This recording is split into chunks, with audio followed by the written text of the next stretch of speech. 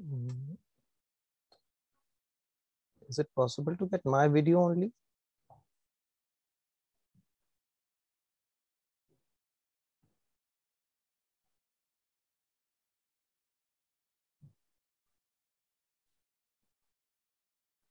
Not working. Okay. So in today's class, basically I'm going to introduce kanjis to you. And the idea of the class is not exactly to learn the kanjis,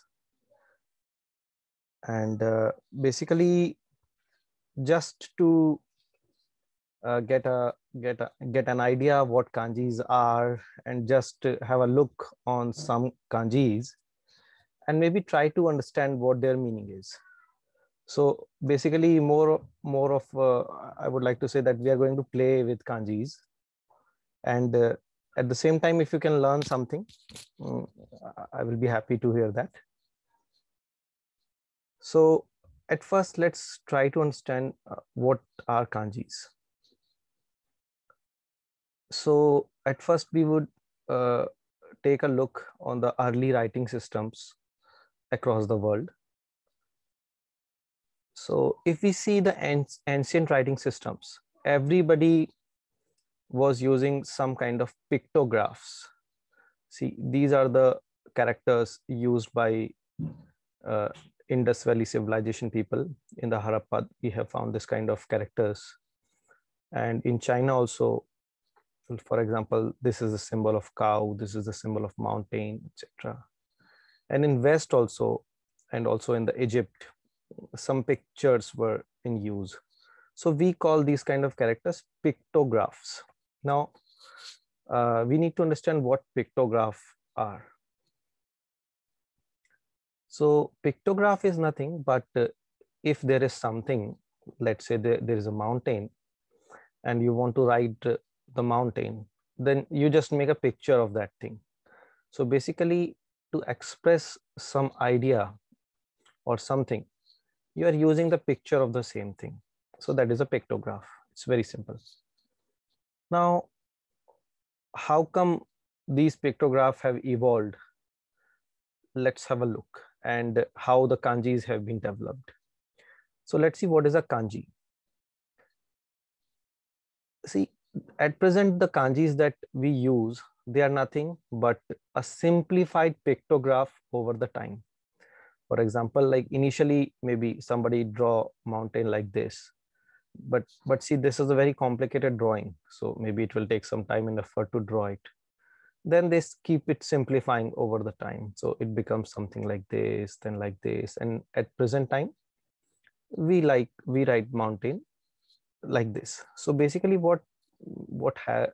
in the process of some simplification, what has been done, see, the content of pictures has been simplified, and I would like to say that it has been squared off means like they have converted the picture into the lines which are at some angle, let's say most probably on 90-degree angle. So basically uh, and and one more thing, the picture has been adjusted so that they can fit in within a square. So maybe previously the picture was a little bit long, but now more or less it can be fitted in a square. So we can say that in simplification process, the pictures have been squared off. Now, the point is that how we can memorize the kanji. And there is some message, okay.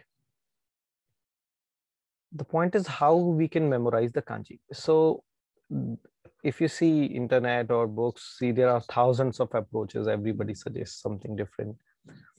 But I'm sharing my personal opinion how we should learn the kanjis.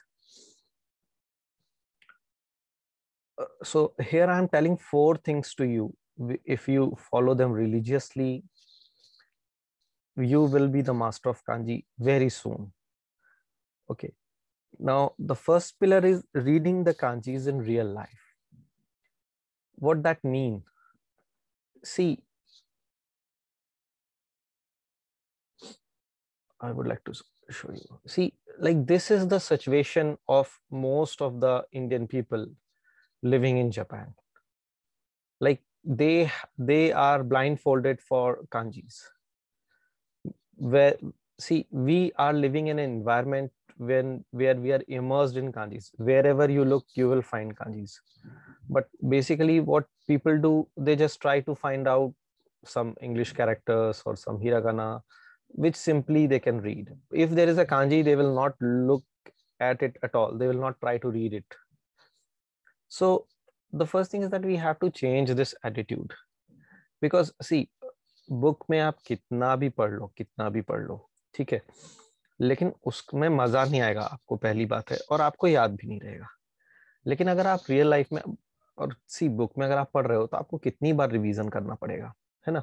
Revision कर करके भी याद नहीं होंगी चीजें. लेकिन अगर आप रियल लाइफ में पढ़ रहे हो, आप कहीं भी बाहर निकलते हो, आपको कांजी दिखते हैं, आप उसको देख रहे हो, आप उसको समझ रहे हो, आपको रिवाइज हो, कितना ऑटोमेटिक रिवीजन हो रहा है वो उसमें आपका. तो वो, और वो पूरा कॉन्टेक्स्ट में, मतलब आपको दिखाई दे रहा है कि हाँ, इस जगह मैंने ये कांजी देखा था तो इसका ये मतलब हो सकता है, कुछ भी.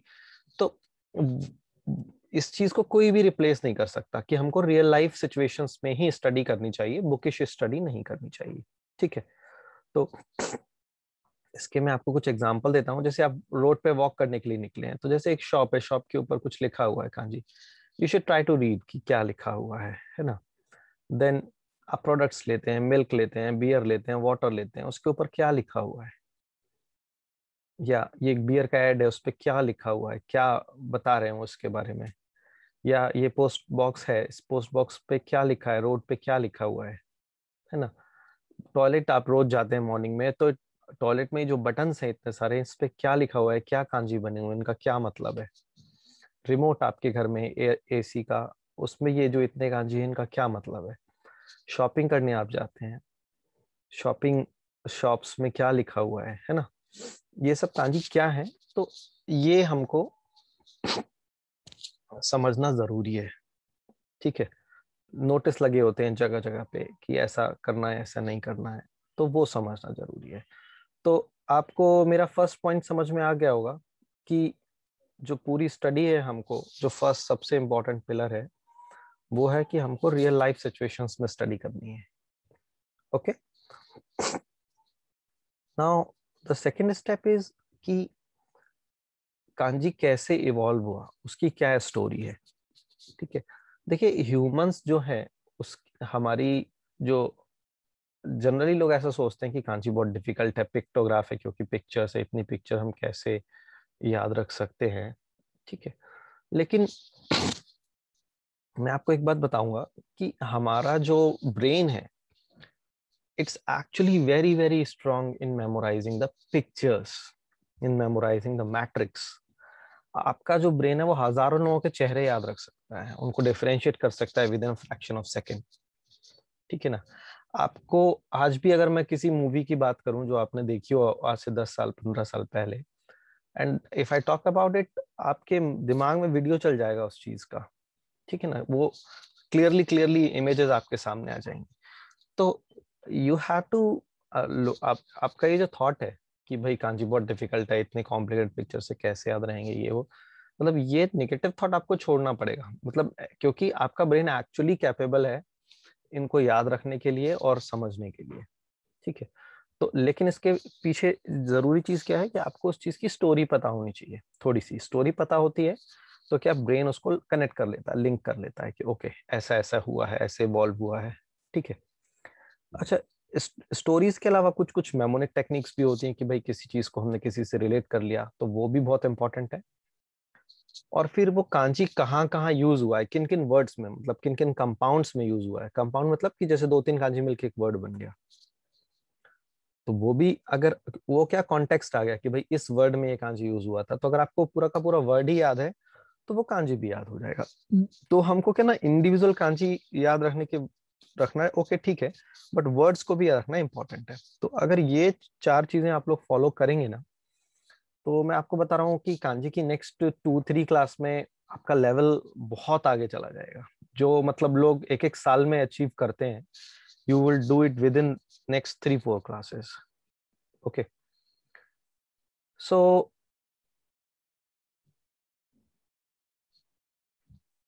Okay. Okay, so let's start playing with the kanjis.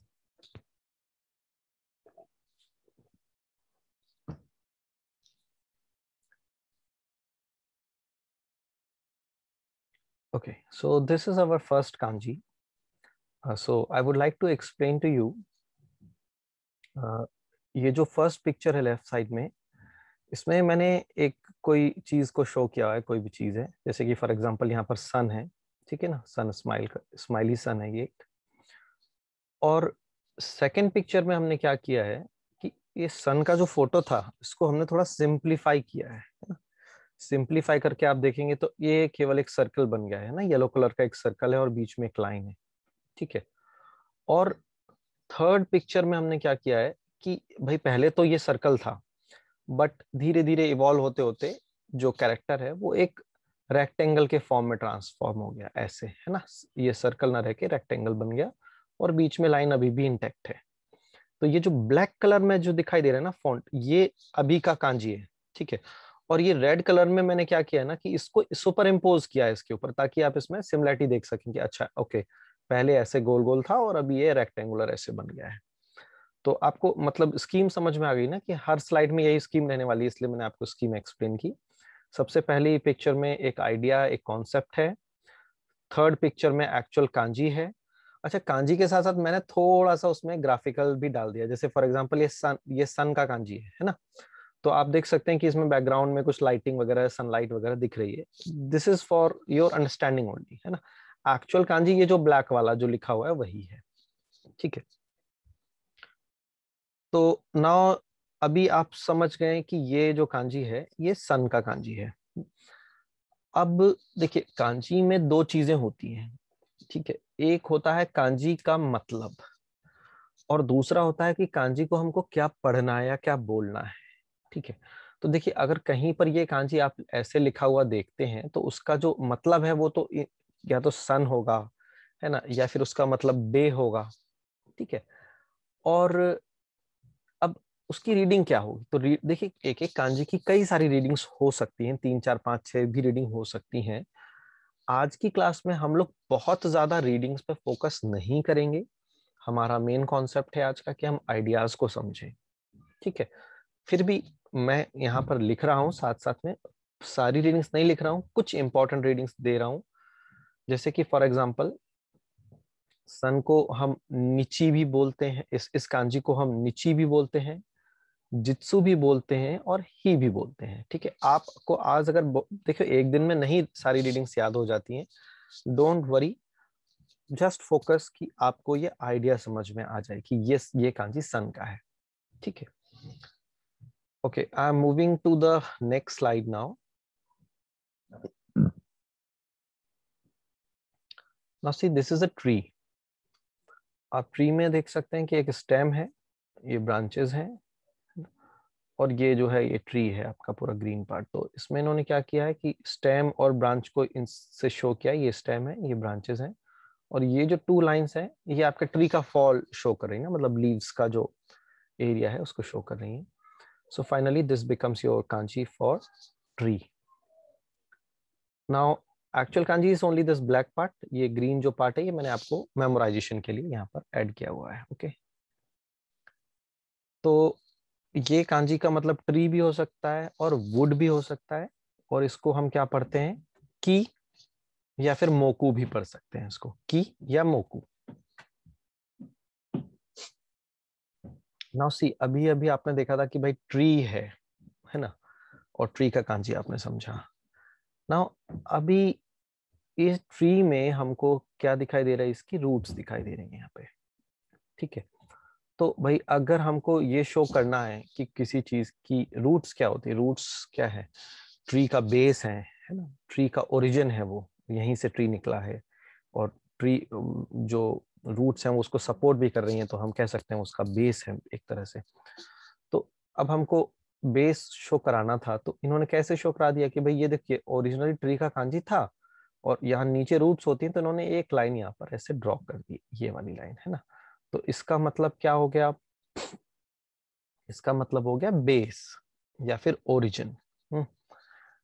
अच्छा, बेस और ओरिजिन से और भी कई सारे सेंस निकल के आ सकते हैं, है ना भाई। ओरिजिन मतलब कि ट्रूली मतलब क्या चीज है, मतलब है ना, ओरिजिन क्या है उस चीज का, मतलब एक्चुअल में वो चीज क्या है, रियलिटी में वो चीज क्या है। तो इसके और भी मतलब बन गए कि भाई ट्रू या फिर रियल, ठीक है। और बुक्स के लिए भी हम इसको यूज करते हैं। बुक का भी यही मतलब, इसका मतलब बुक भी हो सकता है, क्योंकि बेसिकली बुक्स को अगर आप देखें तो एक बेस है, बुक आपकी नॉलेज का बेस है, इसीलिए ये वर्ड जो है वो बुक के लिए भी यूज होता है। तो इसकी जो रीडिंग्स हैं वो है होन एंड मोतो। अभी हम कुछ कुछ वर्ड्स बनाने की कोशिश करेंगे थोड़ी देर में ही इन रीडिंग्स के थ्रू। तो ओके, यू गॉट इट, होन एंड मोतो। नाउ यहाँ पर हम क्या कर रहे हैं, हम टू कांजीज को कंबाइन कर रहे हैं, ठीक है। बताइए ये पहला कांजी किस चीज का है? Sun. Yes, the first kanji is for sun. And what about the second kanji? Origin. Origin or base. Base. Origin or base, yeah. And So book also. yeah, and book also, very good. Okay, तो basically ये देखिए, ये तो है सन और ये क्या है, ओरिजिन। तो इसका मतलब ये जब टू कांजीज को कंबाइन किया गया तो इसका क्या मतलब निकला, origin of the sun. Now अब ओरिजिन ऑफ द सन का क्या मतलब है, देखिए जापान जो है वो ईस्ट में है, ठीक है ना, मतलब in respect to all other countries it's quite in east. तो जब बेसिकली, और मॉर्निंग भी सबसे पहले जापान में ही होती है, और आपने सुना भी होगा कि Japan is called the land of rising sun, है ना। तो ऐसा क्यों कहा जाता है, क्योंकि भाई ईस्ट में है, सबसे पहले सनराइज यहाँ पर होता है। तो बेसिकली इसका मतलब क्या होगा, country of the rising sun. अब ओरिजिन का हमने इसका जो, ये थोड़ा उल्टा लिख गया है ना यहाँ पर, ओके मैं इसको ठीक कर देता हूँ।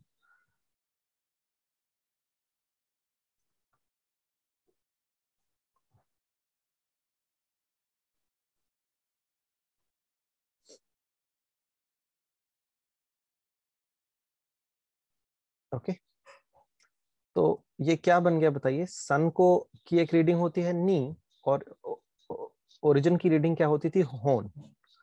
तो नी प्लस होन आपका बन गया निहोन, ठीक है। निहोन क्या है, जापान को का जो एक्चुअल जापानीज नेम है वो है निहोन। अच्छा, अब होता क्या है, हिंदी में भी आपने देखा होगा जैसे कि कभी कभी जैसे अगर हम संधि करते हैं, दो वर्ड्स को मिलाते हैं, तो एट टाइम्स आपने देखा होगा कि प्रोनाउंसिएशन में थोड़ा सा चेंज आ जाता है, आ जाता है। जैसे कि फॉर एग्जांपल सत प्लस जन, सत प्लस जन तो क्या बन जाता है, सज्जन बन जाता है ना, त और ज मिलके सज्जन हो जाता है। तो वैसे ही जापान, यहाँ जापानीज में भी होता है, जब टू वर्ड्स मिलते हैं तो कभी कभी प्रोनाउंसिएशन में थोड़ा सा चेंज भी आता है। तो जैसे नी प्लस होन जब हो रहा है तो निहोन भी हो सकता है, और निप्पोन, ये देखिए निप्पोन लिखा हुआ है। अच्छा, कितने लोग पढ़ पा रहे हैं ये निहोन और निप्पोन, हिरागाना याद है आप लोगों को? Yes. सभी, Yes. Very good. बाकी सभी लोग, जितने भी लोग हैं क्लास में, पढ़ पा रहे हैं हिरागाना? Yes. Very good. तो यू गॉट इट, निहोन, या फिर इसको हम निप्पोन भी बोल सकते हैं। अब आप लोग कहेंगे कि भाई निहोन बोले हम या निप्पोन बोलें, क्या सही है? तो देखिए, जैसे हम भारत भी कहते हैं, हिंद भी कहते हैं, हिंदुस्तान भी कहते हैं, है ना, तो कई सारे नाम हो सकते हैं कंट्री के। तो वैसे ही निहोन और निप्पोन दोनों ही सही हैं, लेकिन इनकी जो फीलिंग है, अब जैसे कुछ मतलब कई सारी कंपनीज निप्पोन यूज करती हैं, कई लोग निहोन निहोन करते हैं, गवर्नमेंट ऑफिस में भी आप देखेंगे। लेकिन निप्पोन में मैं आपको बताता हूँ, थोड़ी सी जो फीलिंग है ना वो बड़ी स्ट्रांग है। जैसे हम लोग जब जैसे कहते हैं ना, जब जय हिंद, है ना, जय हिंद कहते हैं तो एक अलग फीलिंग है। अच्छा, जय भारत उतना नहीं कहते हैं लोग, जय भारत उतना नहीं कहते हैं, और उसमें वो फीलिंग भी नहीं है। लेकिन जय हिंद बोलना एक बहुत ही स्ट्रांग, एक पैट्रियोटिक फीलिंग देता है ना। वैसे ही निप्पोन यहाँ पर जापान में, ऐसे निप्पोन जब बोला जाता है तो जैसे कोई मान लीजिए फुटबॉल मैच हो रहा है ना, तो अपनी टीम को सपोर्ट करना है, तो सब लोग, फिर लोग क्या बोलेंगे, गाम्बारे निप्पॉन, ठीक है ना, मतलब कि निप्पॉन डू योर बेस्ट, है ना। तो उसमें एक फीलिंग बहुत स्ट्रांग है निप्पॉन बोलने में। Got it? इन दोनों में क्या डिफरेंस है? Yes. Now now can you read it, क्या लिखा हुआ है इसमें यहाँ पर?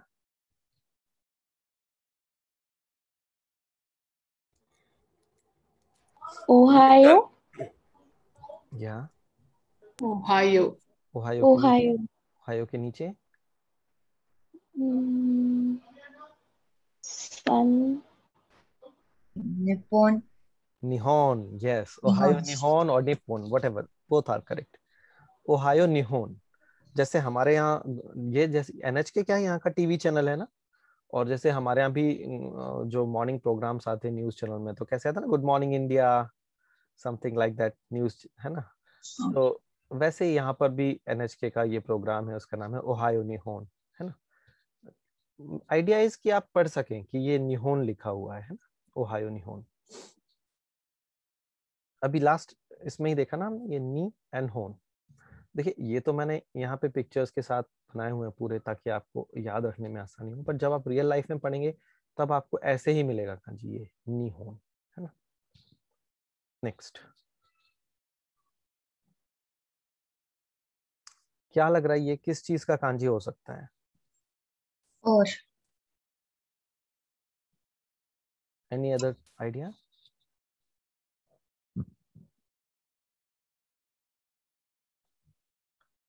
आप समझिए कि भाई अभी तक ट्री था, अब ट्री के ऊपर क्या हो गया है?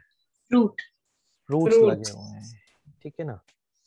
तो यहाँ पर ये पूरे जो फ्रूट्स लगे हुए हैं इतने सारे, तो अलग अलग अलग अलग इन्हें कुछ बनाने के बदले एक यहाँ पर एक ये इतना बड़ा सा एक ग्रिड बना दिया है ना, एक रेक्टेंगुलर ग्रिड है, 4 स्क्वायर्स दिखाई दे रहे हैं आपको इसमें, 4 रेक्टेंगल्स हैं बेसिकली। तो they are representing the fruits.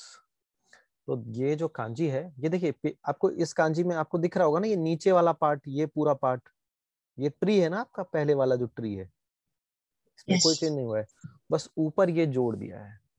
तो अब क्या हो गया कि पेड़ के ऊपर फल भी आ गए हैं, इसीलिए इन्होंने ये लगा दिया। तो आपका ये कांजी का मतलब हो गया fruits.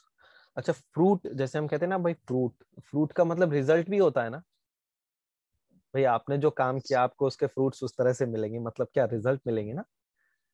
What is Yes. A fruit? Fruit is the final outcome ना, आपने कुछ किया उसका फाइनल आउटकम है, पेड़ का फाइनल आउटपुट है वो। तो इसका इसका मतलब केवल फ्रूट नहीं, इसका मतलब रिजल्ट भी हो सकता है, ठीक है। तो इसका जो रीडिंग होता है वो है का।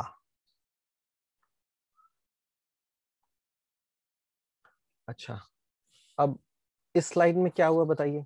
अभी तक हमारे पास एक ही पेड़ था, अब यहाँ पर इन्होंने क्या लगाए हुए हैं, दो दो पेड़ लगाए हुए हैं, ठीक है।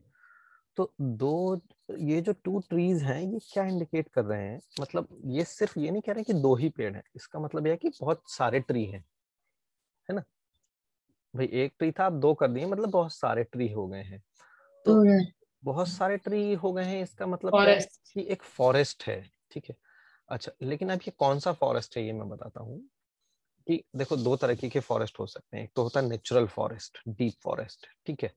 दूसरा होता है कि भाई कुछ कुछ जगहों पे भाई हमने मान लीजिए कि छोटा ही मैन मेड फॉरेस्ट भी होते हैं ना, कि भाई मैन ने प्लांटिंग किया हुआ है बहुत सारा, या गार्डन लगाया हुआ है, या कोई ग्रोव है, ठीक है, वहां पे बहुत प्लांटेशन किया हुआ है।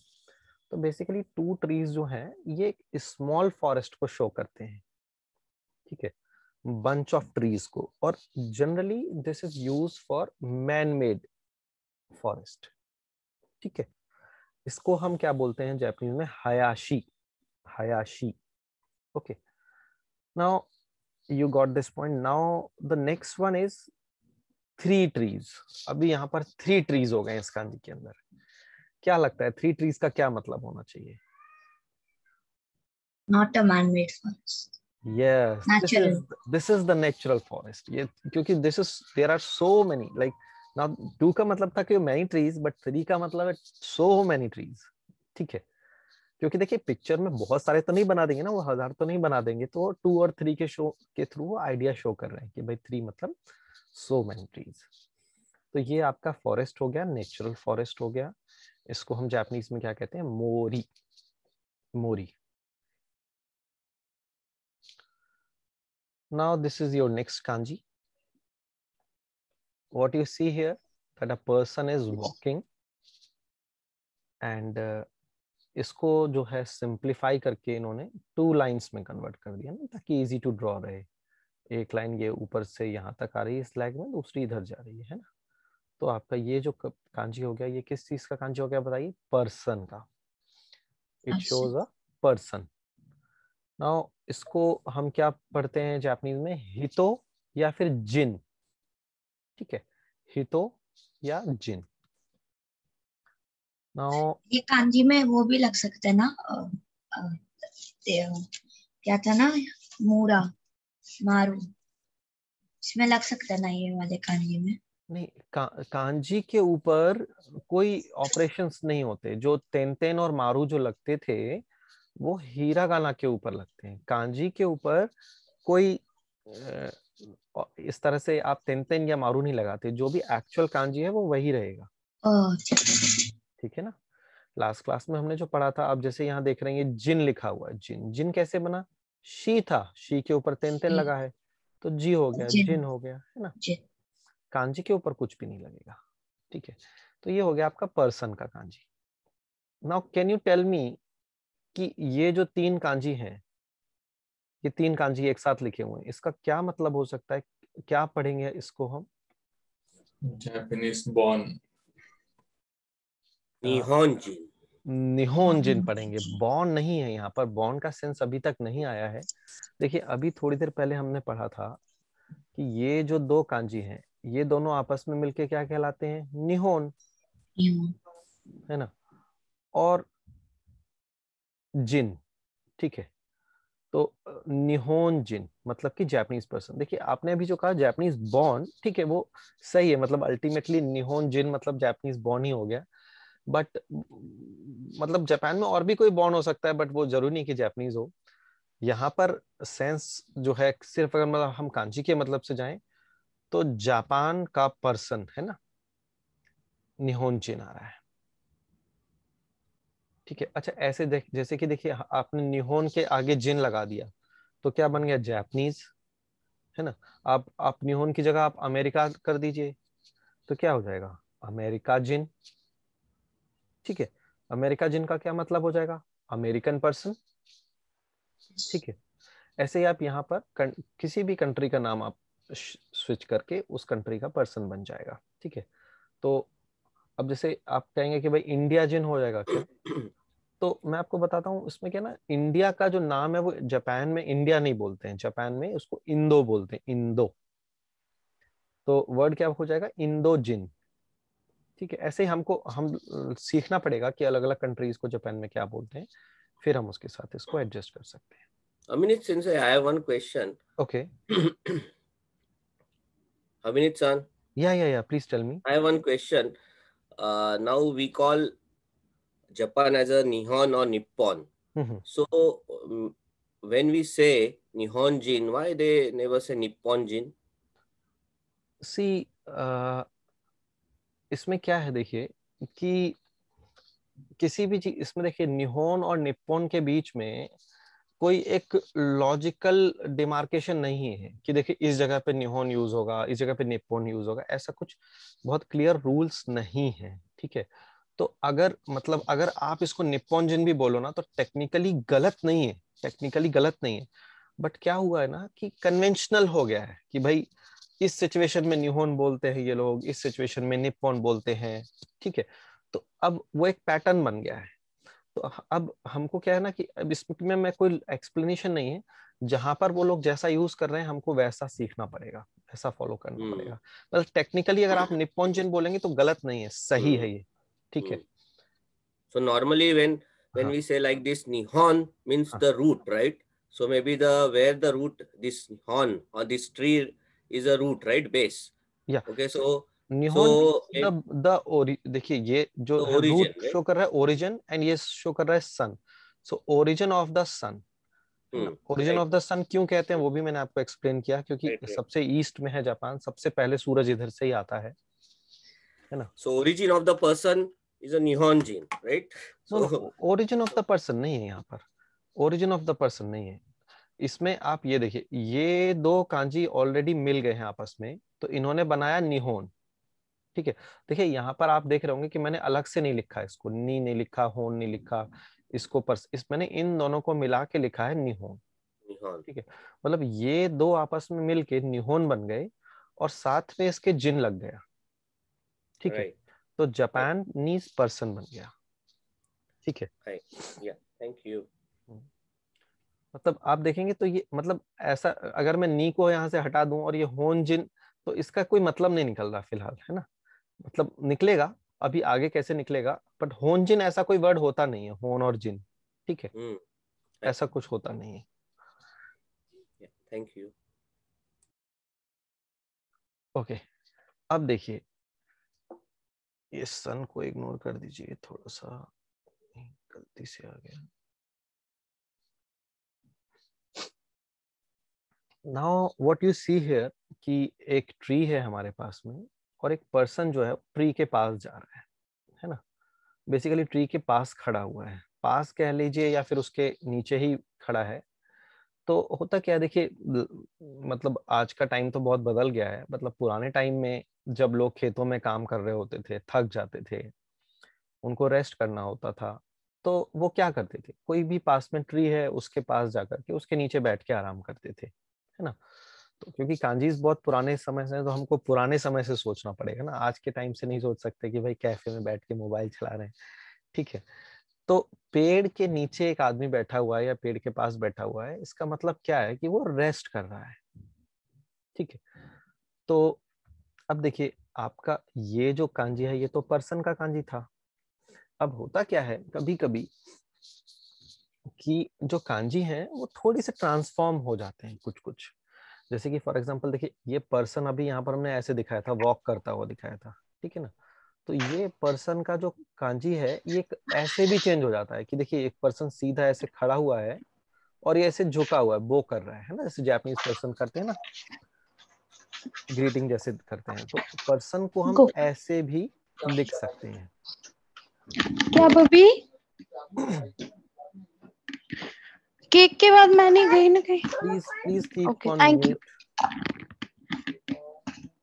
या जिन अभी साउंड किसकी तरफ से आ रहा है, please mute your mic.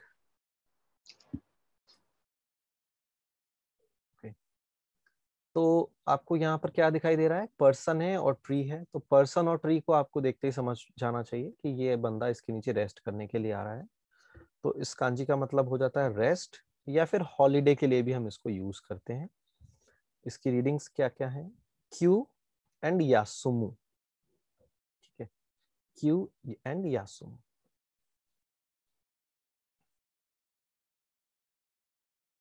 Okay, so we have a small quiz here. Are you ready for the quiz? You will get only 20 seconds. Yes. And आपको करना क्या होगा मैं आपको बता देता हूँ पहले से।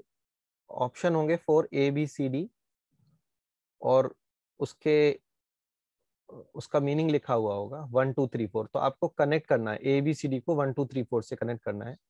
तो आपको लिख के भेजना होगा मुझे इसके चैट में answers.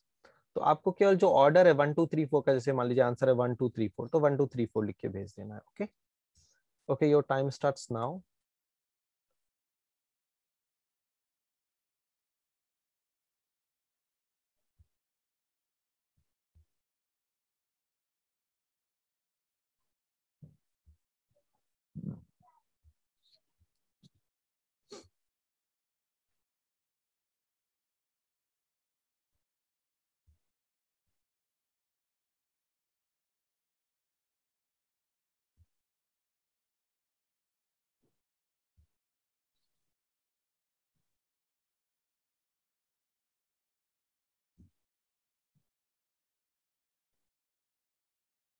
Okay, so 4 1 2 3 is the right answer.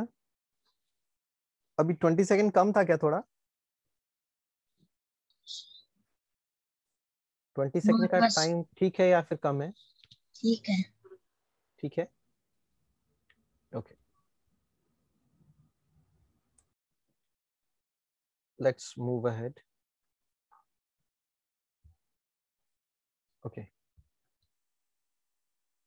Now यहाँ पर आप देखेंगे कि टू कांजीज कंबाइन होके एक वर्ड बना रहे हैं, है ना। तो ये वर्ड क्या है बताइए? ये पहला वर्ड किस चीज का है?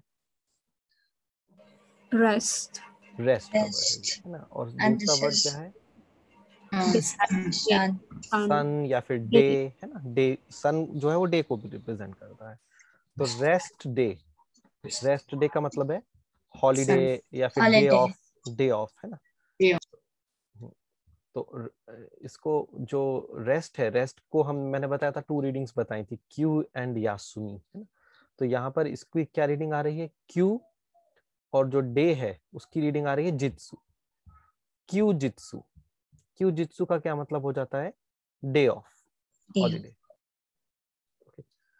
देखिए आज रीडिंग आपको बहुत ज्यादा मतलब अगर टफ लग रही, डोंट वरी, धीरे धीरे रीडिंग्स याद होती हैं, मीनिंग आपको समझ में आना चाहिए, ठीक है।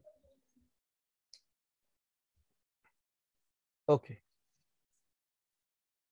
अभी क्या हो रहा है कि अभी हमने क्या देखा था कि एक ट्री था और ट्री के पास में एक पर्सन खड़ा हुआ था। बट अभी क्या हो रहा है कि हमने ट्री की रूट्स भी शो की हैं, है ना। देखिए इस डायग्राम में आप देखेंगे तो ट्री है, रूट्स के साथ में हमने शो किया है और पर्सन खड़ा हुआ है। तो अब इसका मतलब क्या हो रहा है? देखिए कि पर्सन है और पर्सन के पास में, मतलब हम ट्री नहीं शो करना चाह रहे हैं क्योंकि हमने रूट्स भी शो किए हैं, मतलब हम बेस या ओरिजिन शो करना चाह रहे हैं, है ना। तो पर्सन का बेस, भाई हम जो है, हम ह्यूमन है, हमारा जो बेस है वो क्या है? हमारी बॉडी है। हमारी बॉडी हमारा एक तरह से बेस है ना। हम मतलब अगर हम अपने आप को सब्सटेंस फॉर्म में देखें कि हमारा सब्सटेंस क्या है, तो ये पूरी की पूरी बॉडी हमारा एक सब्सटेंस फॉर्म है। तो इसका क्या मतलब निकल के आ गया कि एक पर्सन का बेस, है ना, दैट इज अ बॉडी और सब्सटेंस। तो किसी भी ऑब्जेक्ट, मतलब ऑब्जेक्ट के लिए भी हम इसको यूज कर सकते हैं। जो मेन है वो है बॉडी से मतलब है। तो इसकी टू रीडिंग्स है, ताई एंड कारादा। कारादा मीन्स ह्यूमन बॉडी, ओके, कारादा। Okay, I'm moving to the next slide. Okay, अब जैसे कि देखिए एक वर्ड बन रहा है यहाँ पे। अच्छा एक चीज बताइए, डिफिकल्ट तो नहीं लग रहा है अभी? किसी को अगर मतलब कैसा लग रहा है? इजी लग रहा है, मीडियम लग रहा है, डिफिकल्ट लग रहा है अभी तक जो कंटेंट है? The tree kanji is a little different. Yes, The tree ones, like the tree ones, like the forest and those. Forest one is Oh, difficult. no. I'm talking about the, जैसे कि आपने वो सारे tree वाले example और roots और base दिखाए थे, वो थोड़ा कंफ्यूजिंग। थोड़ा कंफ्यूजिंग है वो। हाँ, ओके अलग कांजी। Okay okay okay. तो सी यू थोड़ा सा रिपीटिशन आपको चाहिए होगा, आप जब 2-4 बार देखेंगे तो याद होंगी चीजें, ठीक है। अब ये, और क्योंकि एक बात मैं आपको बता देता हूँ यहाँ पे, सभी को बता देता हूँ कि देखिए एक अप्रोच होती है कि बहुत हम बेसिक से कांजी पढ़े हैं, है ना। तो लेकिन देखिए मैं जो क्लास में अप्रोच लेके चल रहा हूँ, ऐसा एकदम बेसिक ऐसा नहीं है कि मैं आपको एकदम बेसिक या बच्चों वाली चीजें पढ़ा रहा हूँ। मतलब हो सकता है कि हम जो चीजें पढ़ रहे हैं, अब जैसे यही वर्ड है होनताई, ठीक है ना, तो it's a quite good level word, ठीक है। लेकिन क्योंकि इसको समझना बहुत आसान है, इसीलिए हम इसको सीख रहे हैं, अभी अभी से ही सीख ले रहे हैं, है ना।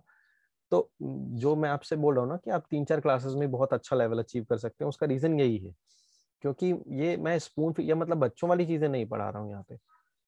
आसान तरीके से इवन डिफिकल्ट चीजों को एक्सप्लेन करने की कोशिश है। तो ये देखिए जो पहला कांजी है, ये किस चीज का कांजी था? बेस का। ये देखिए ट्री है, यहाँ पे लाइन दिख रही है, मतलब ये बेस है ना। बेस, बेस है या ओरिजिनल है, ठीक है। तो इसको हम क्या बोलते थे? होन, ठीक है। और ये अभी अभी हमने पढ़ा बॉडी, बॉडी को हमने क्या रीडिंग देखी थी? ताई। तो होन और ताई, होन ताई। होन ताई का मतलब क्या होता है? Actual body, real body. होन मतलब क्या था? हो, आप देखिए फिर से आप वापस जाइए अगर, तो होन का मतलब आपका बेस, origin. है ना, origin, base, origin, base, true, real, है ना। रियल, बुक, तो रियल माना हाँ, जाएगा। तो तो यहाँ पर क्या हो रहा है ना कि हाँ, real and body, your real body is होनताई। ठीक है, तो अब होनताई का मतलब क्या है? जैसे कि फॉर एग्जांपल आप फोन की शॉप में गए, जैसे कि, और आपने एक फोन खरीदा, ठीक है, तो ये फोन, आपको फोन की बॉडी मिल गई है और उसके साथ कई सारी सर्विसेज भी इंक्लूडेड है। तो जो आपका सर्विस प्रोवाइडर है वो फोन के भी पैसे लेता है, बॉडी मतलब भाई उसने डिवाइस दिया आपको तो डिवाइस के भी पैसे लेता है, सर्विस के भी पैसे लेता है। ठीक है, तो होनताई का मतलब क्या होगा यहाँ पे? Real body. रियल बॉडी मतलब फोन की जो एक्चुअल बॉडी है उसका कितना पैसा देना पड़ रहा है, समझ गए आप? तो एक्चुअल प्राइस। हाँ, एक्चुअल प्राइस नहीं, मतलब होनताई मतलब एक्चुअली जो बॉडी है। मतलब देखिए, आपने फोन खरीदा, उसका जो कॉस्ट है वो 2 पार्ट्स में डिवाइडेड है। सपोज कि ये भाई फोन का तुमको इतना पैसा देना है डिवाइस का, और सर्विस का इतना पैसा देना है महीने का। ठीक है, तो होनताई का मतलब क्या है कि बॉडी, रियल बॉडी का पैसा कितना है। तो जो फोन वाला है वो बोलेगा कि होनताई का आपको 500 रुपए देना है महीने का, और सर्विस का अलग से 500 रुपए देना है। तो वो क्या वर्ड यूज करेगा? होनताई, मतलब रियल बॉडी का इतना पैसा दो। ठीक है, तो okay, I hope you understood it. It's a quite difficult word. ठीक है, होनताई। Okay, now let's move to some easier words.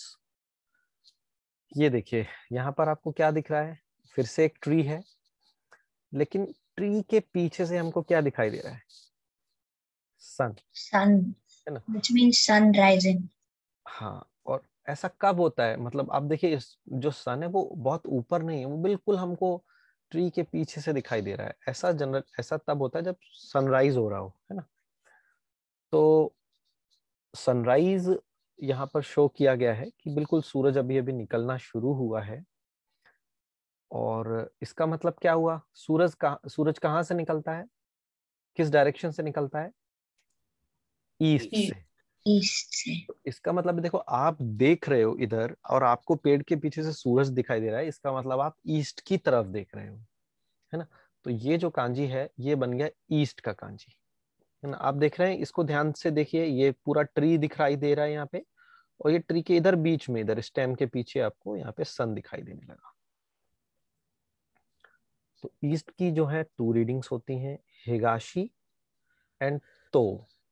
Higashi and तो। ओके ओके, नाउ अभी हमने यहाँ पर 3 कांजीज को कनेक्ट किया आपस में। ठीक है, पहला कांजी क्या है बताइए? ईस्ट। ईस्ट या फिर हिगाशी। और ये बाकी के 2 कांजी, ये दोनों मिलके क्या बनाते हैं? East and sun. East and origin. So निहोन। निहोन। ये दोनों आपस में निहोन बन जाते हैं, है ना? तो ये क्या बन गया? हिगाशी निहोन। हिगाशी निहोन मतलब Eastern Japan. Eastern Japan. Okay,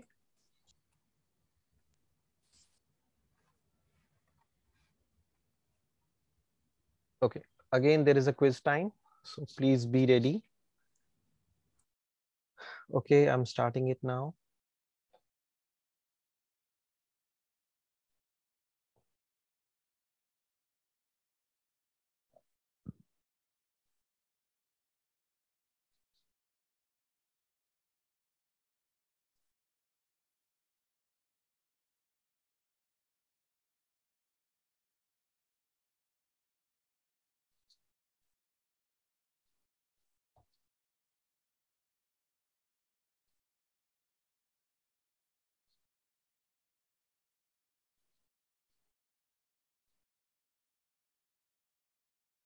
Very good.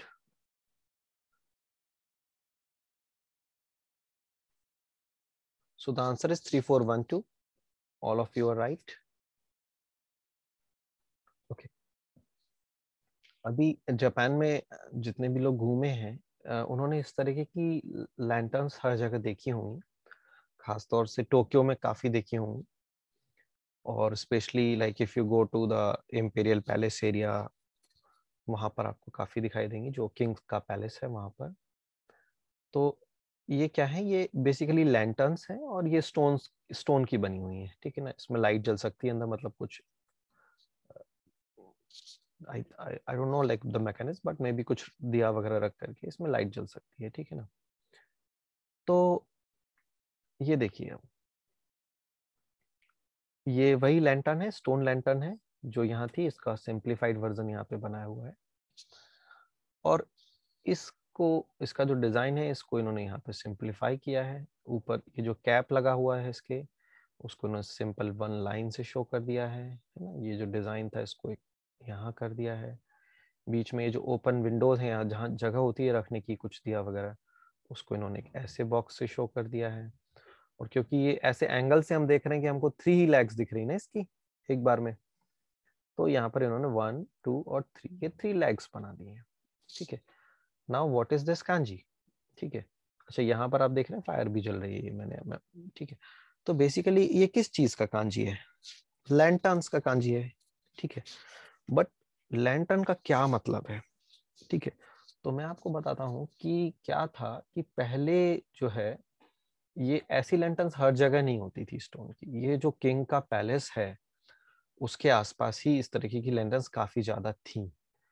तो मतलब क्या था कि किंग जहाँ रहता है, किंग कहाँ रहता है? कैपिटल में, जो कंट्री की जो कैपिटल सिटी है ना, कैपिटल है, वहां पर रहता है।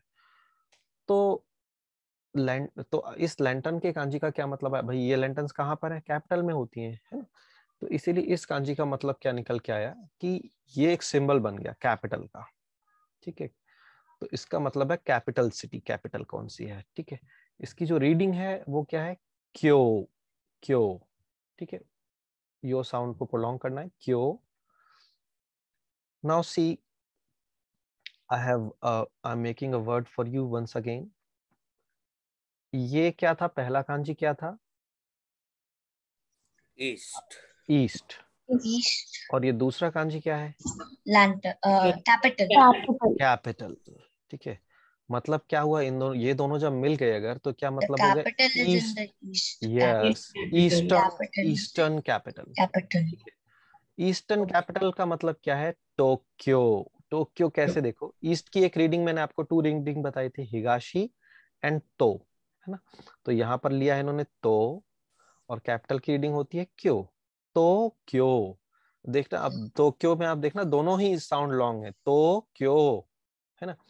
अभी देखिए क्या था, जापान के मैप पे अगर आप देखें तो भाई पहले जो है वो कैपिटल जो है नारा में हुआ करती थी, ठीक है, जो कि वेस्टर्न पार्ट में है, इस तरफ कहीं पड़ता है।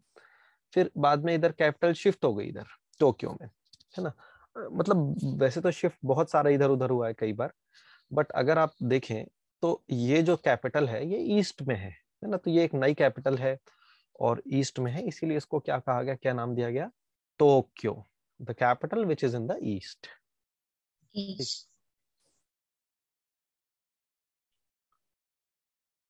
Okay, now this is another kanji for you. क्या दिख रहा है यहाँ पे हमको? सन दिखाई दे रहा है, देखिए सन का कांजी भी आपको एज इट इज दिख रहा होगा। एक छोटा सा इसमें एक चेंज आ गया, क्या चेंज आया बताइए? स्ट्रोक। यस यस, यहाँ पर एक छोटा सा स्ट्रोक नया लग गया है, ठीक है। तो बेसिकली ये क्या शो कर रहा है हमको कि ये तो सन था हमारा और सन में से एक रे निकल रही है, ये है ना, सन रे है ये। अब ये जो रे है, अब सन रेज कैसी होती है, उनका कलर क्या होता है? बेसिकली सनलाइट कैसे, मतलब वाइट लाइट होती है ना एक तरह से देखा जाए तो ये जो रे एक निकल के जा रही है ये शो करता है वाइट को, ठीक है ना। तो ये कांजी है वाइट का। तो सन रे कैसी होती है? वाइट होती है, that's why it is a white. और वाइट की जो रीडिंग है हमारी वो होती है शिरो या फिर हाकू, शिरो या हाकू। ओके, तो आइडिया क्लियर हो गया सभी को? Yes yes. सन रे वाइट होती है, आपको याद रखना है। अच्छा, ये देखिए, ये जो स्टोरीज हैं जो भी मैं अभी आपको बता रहा हूँ ना, ये ऐसे नहीं है कि मैं बना के कुछ मेमोनिक्स बता रहा हूँ आपको। ये सब रियल स्टोरीज है, मतलब कि ये कांजी कैसे डेवलप हुआ था ये सब उसकी रियल स्टोरीज है ना। अगर कहीं मेमोनिक होगा तो मैं आपको बता दूंगा कि ये मेरा बना हुआ फंडा है, ठीक है ना। ये सब अभी रियल चल रहा है ना, ऐसे ही डेवलपमेंट हुआ है। अच्छा, अभी आपको क्या दिखाई दे रहा है यहाँ पे? मून। मून, ठीक है। तो अभी मून को इन्होंने कैसे शो किया? देखिए ये मून है और यहाँ पर क्लाउड्स भी हैं, क्लाउड्स के पीछे थोड़ा ढका हुआ है मून, ठीक है। ये थोड़ा सा मेमोनिक है इसमें, ये क्लाउड्स जबरदस्ती मतलब डाले गए हैं ताकि आपको ये शेप थोड़ा सा रिलेट करने में आसानी हो सके, ठीक है। तो ये एक इस तरह का शेप बन गया बेसिकली। आप देखें, मतलब देखना, ये तो पूरा सन ही दिख रहा है, इतना तो सन ही है, और सन के बेसिकली 2 लेग्स भी यहाँ पर निकल के आ गए, है ना, है ना। सन के लेग्स पुल कर लिए लोग। हाँ, ये लेग्स हैं, तो बेसिकली ये बन गया आपका मून, ठीक है। तो अब मून को मून तो कहते ही हैं, और मून इसका कांजी का मतलब मंथ भी होता है। मंथ क्यों होता है वो अभी हम डिस्कस करेंगे। और इस कांजी की जो रीडिंग है वो 2 रीडिंग्स है, 2 नहीं और भी होती है। मैं आपको सिर्फ जो सबसे खास रीडिंग है ना वो दिखा रहा हूँ आज, ताकि सबसे पहले आप वही सीखें। मैं 5-6 रीडिंग लिख दूंगा तो बहुत ज्यादा आपको कंफ्यूजन होगा, है ना। तो ये सुकी एंड गात्सु। सुकी बेसिकली मून के लिए यूज होता है और गात्सु मंथ के लिए यूज होता है, ठीक है। अब मेरा क्वेश्चन आप लोगों से ये है, क्वेश्चन स्क्रीन पे है, देखिए और आंसर करिए। आप लोग जो भी बता सकता है मुझे बताए।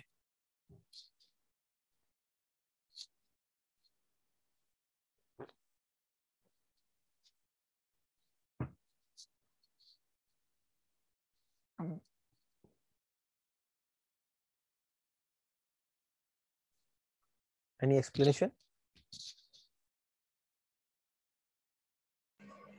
Sun will rise every day, and the moon, it's almost cloudy most of the days. Day versus month. Yeah.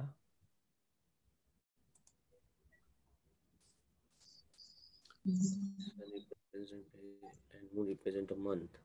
Why sun represent day? Maybe because the sun shines in a day. Let me tell you. There might be a month of moon also, like. Okay, let me tell you. देखिए सन जो for है, a moon, one complete month, for one complete moon, I mean from a full moon to the other full moon, it takes almost a month, so maybe yeah, that's the right answer. Very good, very good.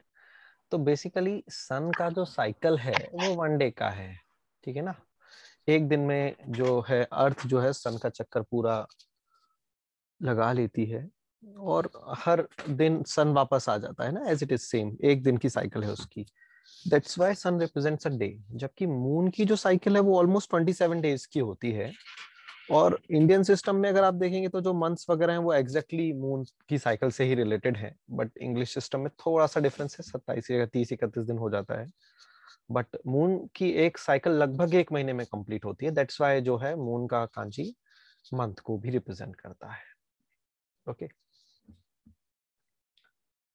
Now अभी तक आपने क्या क्या देखा कि हम लोग कांजी सीख रहे थे, कुछ कुछ कांजी सीख रहे थे। फिर हम लोगों ने ये भी देखा कि हम 2 कांजीज को जोड़ के एक वर्ड बना ले रहे थे ना, जैसे नी और होन को मिला के हमने निहोन बनाया, वर्ड बना लिया था, है ना।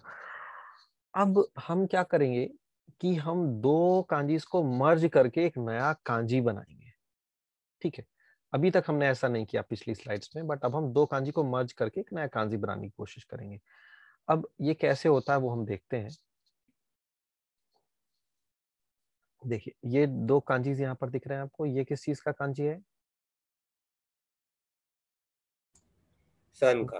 सन। और ये किस चीज का कांजी है? मून का, ठीक है। मून। अब पॉइंट आता है कि भाई इनको मर्ज किया जाए, तो अब भाई मर्ज कैसे किया जाए? मर्ज करने का क्या मतलब है? आप कहेंगे कि भाई इन दोनों को एक साथ लिख दो, हो गए मर्ज? नहीं, देखो हर कांजी, मैंने कहा था ना कि कांजी जो है वो स्क्वायर्ड ऑफ कर दिए गए हैं। मतलब सारे कांजीज ऐसे हैं कि उनको एक स्क्वायर में उनको परफेक्टली फिट हो जाना चाहिए, उनका डिजाइन ऐसे स्क्वायर जैसा बनना चाहिए। अब अगर मान लो ये 2 कांजी मैं यहाँ पे ऐसे लिख दूं तो स्क्वायर जैसा तो नहीं लग रहा, रेक्टेंगल हो गया ना, लेंथ ज्यादा हो गई काफी। तो क्योंकि ये देखिए ये ग्रीन कलर का एक स्क्वायर बना हुआ है, तो अगर इनको मर्ज करना है तो इनको इस स्क्वायर के अंदर फिट करना पड़ेगा। फिट करना है तो बेचारा दोनों को उन्होंने क्या किया, दोनों कांजी को थोड़ा थोड़ा दबा दिया। तो वो कैसे हो गए? ऐसे थोड़े, देखिए आपको दिख रहा है ना, पतले पतले से हो गए दोनों कांजी, है ना। और कुछ चेंज नहीं आया, बस दोनों थोड़े से पिचक गए, ठीक है। तो मर्जिंग में क्या होता है कि जब आप मर्ज कर रहे हो कांजीज को, तो वो बेचारे क्योंकि स्क्वायर में उनको फिट होना है, तो वो थोड़ा बहुत ट्रांसफॉर्म हो जाते हैं। कभी कोई दुबला पतला हो जाता है, कभी कोई लंबा खिंच जाता है, कभी कोई चपटा भी हो सकता है उसको अगर ऊपर कहीं फिट करना है तो, है ना। तो ये ट्रांसफॉर्मेशंस हमको देखना मतलब ऐसा नहीं कि आप कहीं सन ढूंढना है तो आप एग्जैक्टली यही शेप ढूंढे, हो सकता है बेचारा कहीं आड़ा चपटा छोटा सा कहीं छुपा हुआ हो, है ना, तो वो भी सन ही हो सकता है। तो यू गॉट इट कि कैसे ये दो कांजी मर्ज होकर के एक नया कांजी बन गया। ये कांजी का मतलब क्या होता है? वो मैं आपको ही बताता हूँ। अच्छा अब वन डे अच्छा आपने एक चीज देखी थी ना कि जब हम वर्ड बनाते थे, जैसे नी प्लस होन, निहोन बनता था, है ना, वो एक वर्ड है, निहोन एक वर्ड है, वो कांजी नहीं, निहोन एक वर्ड है ना। तो उसमें वो कैसे बनता था भाई, सन की रीडिंग नी है और होन की रीडिंग होन है, तो नी होन रीडिंग का मतलब होता था, रीडिंग ही जुड़ती थी आपस में नया शब्द बनाने के लिए। लेकिन जब कांजी खुद मर्ज हो जाते हैं तब उनकी रीडिंग का अब यहाँ पर कोई मतलब नहीं रह जाता, ठीक है ना। यहाँ पर उनके आइडियाज मर्ज हो रहे हैं, उनकी रीडिंग मर्ज नहीं हो रही, उनके आइडियाज मर्ज हो रहे हैं। मतलब अब ये नी है या ये मून का चुकी है, इसका कोई मतलब नहीं, यहाँ पर केवल आइडिया का मतलब है कि ये सूरज है और ये चांद है, ठीक है। तो अब एक बात बताइए, आसमान में सूरज भी है और चांद भी है, दोनों लोग एक साथ हैं, इसका मतलब क्या है कि बहुत ब्राइटनेस होगी, बहुत लाइट होगी, है ना। ऐसा होता है ना मॉर्निंग में, कभी कभी अर्ली मॉर्निंग में आपने देखा होगा कि सन भी है, मून भी है, मून भी विजिबल होता है ना, वो जस्ट जा रहा होता है, सन जस्ट आ रहा होता है। तो इसका मतलब है सन भी दिखाई दे रहा है, मून भी दिखाई दे रहा है, it means it's very bright. Okay अच्छा आप यहाँ देखिए, मैंने सन की यहाँ पे रीडिंग नहीं लिखी, मून की भी मैंने यहाँ रीडिंग नहीं लिखी, क्योंकि यहाँ पे रीडिंग का कोई मतलब नहीं बचा। गेटिंग माई पॉइंट, ये दोनों आइडिया मर्ज होके एक नया कांची बना रहे हैं। ब्राइट को हम क्या पढ़ते हैं बताइए, लिखा हुआ है यहाँ पे आ का रू ई, अकारुई, अकारवी, अकारुई, और इसको हम मेई भी पढ़ते हैं, मेई, ठीक है, अकारुई एंड मेई, ठीक है। Now moving to the next slide. अब देखिए एक नया शब्द बन रहा है यहाँ पे, ठीक है। यहाँ पे बताइए क्या है, ब्राइट वाइट, ब्राइट वाइट, है ना। पहला कांजी ब्राइट का है, दूसरा वाइट का है। ब्राइट वाइट का क्या मतलब हो सकता है, क्रिस्टल क्लियर, क्रिस्टल क्लियर, एकदम ऑब्वियस है ये चीज कि हाँ ये तो होगा ही होगा, है ना, क्रिस्टल क्लियर है कोई चीज। तो ये देखिए ये क्या था, ब्राइट, ब्राइट को हम क्या पढ़ते थे, मेई, और वाइट को हम पढ़ते थे शिरो एंड हाकू। तो यहाँ पर हाकुल है इसकी रीडिंग, मेई हाकू, मेई हाकू मतलब कि एकदम ऑब्वियस है ये चीज, एकदम क्रिस्टल क्लियर है ना। तो ये काफी डिफिकल्ट वर्ड है मेई हाकू, जरूरी नहीं है आप अभी याद रख पाओ, बट मतलब अगर कहीं ये अगर कांजी लिखा होगा ऐसे तो आप उसका मतलब तो समझ जाओगे ना। देखिए देखिए क्या होता है ना, जैसे जापान में आप जा रहे हो, कहीं घूम रहे हो, ट्रैवल कर रहे हो, कहीं भी जा रहे हो, तो दो बातें हैं कि मान लीजिए किसी बोर्ड पे कुछ लिखा हुआ है, तो आपने देखा उसको, तो देख करके समझ में आ गया कि भाई ये क्या, इसका मतलब क्या होना चाहिए। और दूसरी चीज होती है कि अब आप उसको पढ़ के बोल भी पाओ, ठीक है। तो भाई दोनों चीजें इंपॉर्टेंट है, समझना भी इंपॉर्टेंट है और पढ़ के बोलना भी इंपॉर्टेंट है, लेकिन समझना मतलब पहला स्टेप है कि उसको समझना ना कि उसका मीनिंग क्या है। तो आई थिंक कि अगर आप इसको, अगर कोई रीडिंग भी याद नहीं है उसको मैं को, बट अगर कहीं ऐसा लिखा हुआ है तो समझ तो जाएगा ना वो कि हाँ ये क्रिस्टल क्लियर है, मतलब ऑब्वियस चीज लिखी हुई है कुछ, है ना। तो ये अंडरस्टैंडिंग आपको आज मैं डेवलप कराना चाहता हूँ। Meihaku is obvious and clear. Okay, the next one.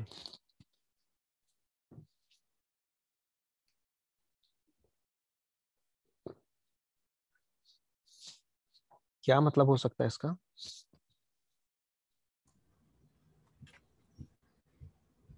दिया, यस, लाइट, लाइट, तो हमको यहाँ पर क्या दिख रहा है कि एक लैंप है, एक पुराने डिजाइन का लैंप है, जैसे कि अलादीन का चिराग हुआ करता था, समथिंग लाइक दैट, और इसमें से लाइट निकल रही है, ठीक है। और ये जो फाइनल कांजी है, इसमें आप देख सकते हैं कि मैंने किस चीज को एम्फेसाइज किया है, इन 3 लाइंस को जो कि लाइट को शो करती हैं। तो बेसिकली इसका मतलब होता है टू बी ब्राइट या टू शाइन, है ना, शाइन करना या ब्राइट होना, ठीक है। तो अब आप समझ सकते हैं, देखिए मतलब एक एक, जैसे ब्राइट, उस ब्राइट का मे का मतलब भी ब्राइट था ना पिछली स्लाइड में, सन और मून का मतलब भी ब्राइट था, इसका मतलब भी ब्राइट है। एक एक चीज कॉन्सेप्ट के लिए कई कई वर्ड्स भी हो सकते हैं ना, 2-3 वर्ड भी हो सकते हैं। तो इसकी जो रीडिंग है वो है हिकारू, हिकारू, ठीक है। जैसे अगर आप लोगों ने कभी सुना हो, जैसे हम लोग सभी जानते हैं twinkle twinkle little star song होता है ना, सभी बच्चे गाते हैं। जापान में वो पता है क्या है सॉन्ग, कीरा कीरा हिकारू, कीरा कीरा हिकारू। कीरा कीरा मतलब ट्विंकल ट्विंकल, मतलब ऐसे ब्लिंकिंग, कीरा कीरा मतलब ब्लिंकिंग, और हिकारू मतलब शाइन, मतलब ब्लिंक करते हुए शाइन कर रहा है। तो कीरा कीरा हिकारू ओ सोरानो होशियो, वो ठीक है, हम पूरे सॉन्ग में नहीं जा रहे हैं, बट पहली लाइन आपको शायद समझ में आ गई होगी, कीरा कीरा हिकारू, है ना, मतलब ब्लिंक करते हुए शाइन कर रहा है। तो हिकारू आ रहा है वहां पर, है ना। हिकारू का मतलब हो गया टू शाइन और टू बी ब्राइट। अच्छा, दूसरी रीडिंग है इसकी को। नेक्स्ट स्लाइड में आपको इसकी रीडिंग बहुत अच्छे से क्लियर हो जाएगी। देखिए ये क्या लिखा हुआ है, कोई पढ़ सकता है इसको, ट्राई कर सकता है।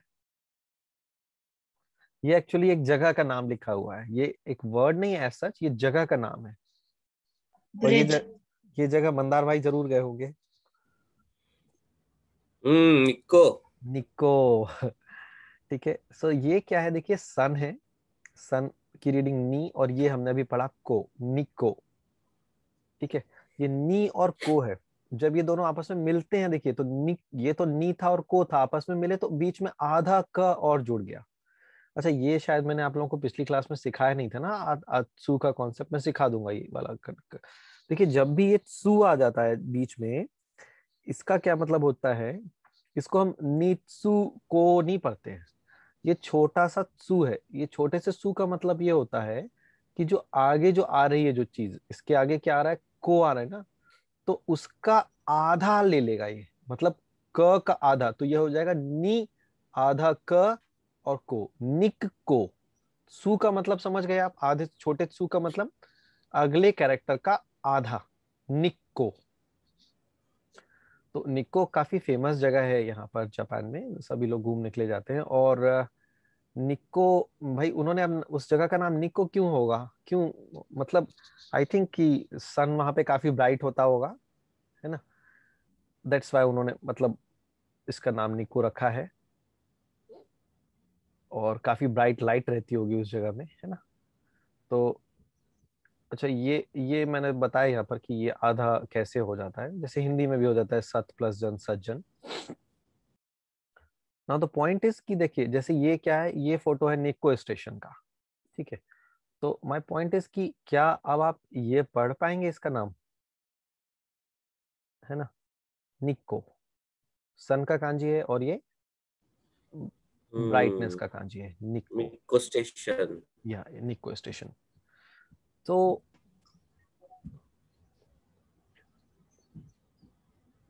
okay, so this is the quiz time. Please be ready.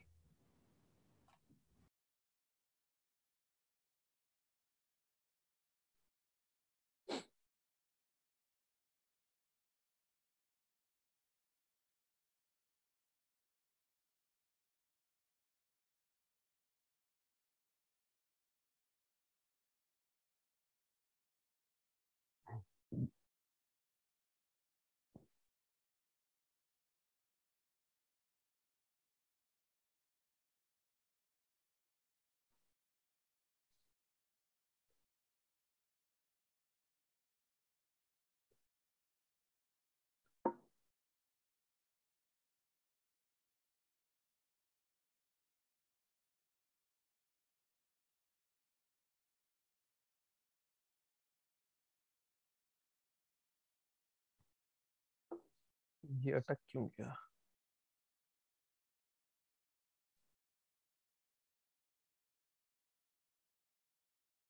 So what is the right answer? 4 1 2 3. 4 1 2 3. 4 3. 4 1 2 3. 4 1 2 3, right? 4 1 2 3. The correct answer is 4 1 2 3. Maybe. Okay, 4 1 2 3. Okay, the next kanji is here. Now, what do you see in this picture? आपको वही सन दिखाई दे रहा है फिर से? ठीक है, और ये जो ग्रीन लाइन जो ऐसे दिख रही है ना, this is showing like a horizon, है ना? ऐसे हॉरिजॉन दिखाई दे रहा है हमको, और हॉरिजॉन से सन जस्ट ऊपर उठ रहा है, और यहाँ पर ये कुछ प्लांटेशन है, थोड़ा बहुत ग्रास है, ठीक है। तो द आइडिया इज क्या है? अच्छा, अभी जो जो आपने हिगाशी वाला देखा था, उसमें क्या दिख रहा था? पेड़ के पीछे आपको सूरज दिख रहा था, है ना? मतलब फिर भी चलो, वो पेड़ के पीछे दिख रहा था आपको, यहाँ पर तो एकदम ही हॉरिजॉन पे ही दिखाई दे रहा है आपको, है ना? हॉरिजॉन से जस्ट ऊपर उठा है। इसका मतलब क्या है कि बहुत ही एकदम अर्ली मॉर्निंग है अभी, है ना? एकदम ही अर्ली मॉर्निंग है, क्योंकि हॉरिजॉन पे आपको दिखाई दे रहा है सन। तो इसका इस कांजी का मतलब होता है अर्ली, ठीक है। और अर्ली मॉर्निंग मतलब आप सन देख रहे हो, और इसमें आप देखिए अर्ली में एक सेंस जो है वो फास्ट का भी छुपा होता है कभी कभी, है ना? मतलब तो ये फास्ट के लिए भी कभी कभी ये वर्ड यूज किया जा सकता है, ठीक है। इसकी जो रीडिंग है वो होती है हया, हाय, जैसे कि हयाई या हया, ठीक है, या सो भी इसको हम बोलते हैं कभी, ठीक है। तो आप केवल अभी इस पे ध्यान दो कि this is the kanji for early. Okay, now this is your next kanji. What do you see here? अच्छा, अब इसमें आप लोगों को शायद थोड़ा बहुत कंफ्यूजन लग सकता है। देखो क्या होता है ना, बहुत सारे कांजीज हैं और उनके आइडियाज आपस में कुछ मिलते जुलते से होते हैं ना, तो ठीक है, थोड़ा बहुत कंफ्यूजन पहली क्लास में हो सकता है, बट डोंट वरी, आप 2-4 बार इसको देखोगे वीडियो को ना, एकदम सेट हो जाएंगे सब दिमाग, ठीक है। अभी यहाँ पर क्या दिख रहा है? देखो, अभी हमने थोड़ी देर पहले देखा था, सन भी था और मून भी था, है ना? एक कांजी देखा था ना हमने, सन और मून था, सिर्फ सन और मून था। तो क्या क्या मतलब निकल के आया था? ब्राइट है भाई, बहुत ब्राइट है, ठीक है। अब यहाँ पर क्या हो गया है? सन भी है, मून भी है, और स्टार्स भी है ना? ये 2 स्टार्स है, ये सन के पास 2 स्टार्स है। ट्विंकल, क्योंकि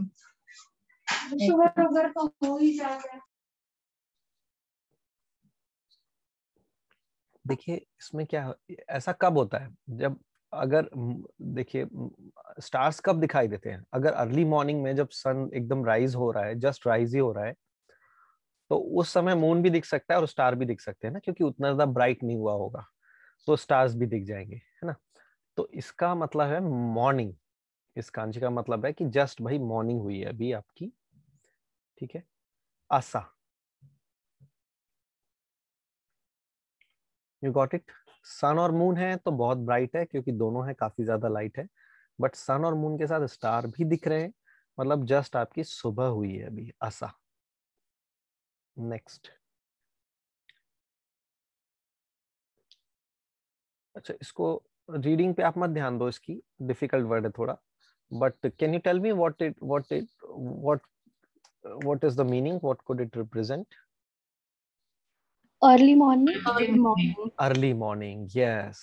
ये आपका कांजी है अर्ली का, होरिजन के ऊपर सन दिख रहा है, अर्ली, और ये आपका कांजी है मॉर्निंग का, सो this is early morning. Okay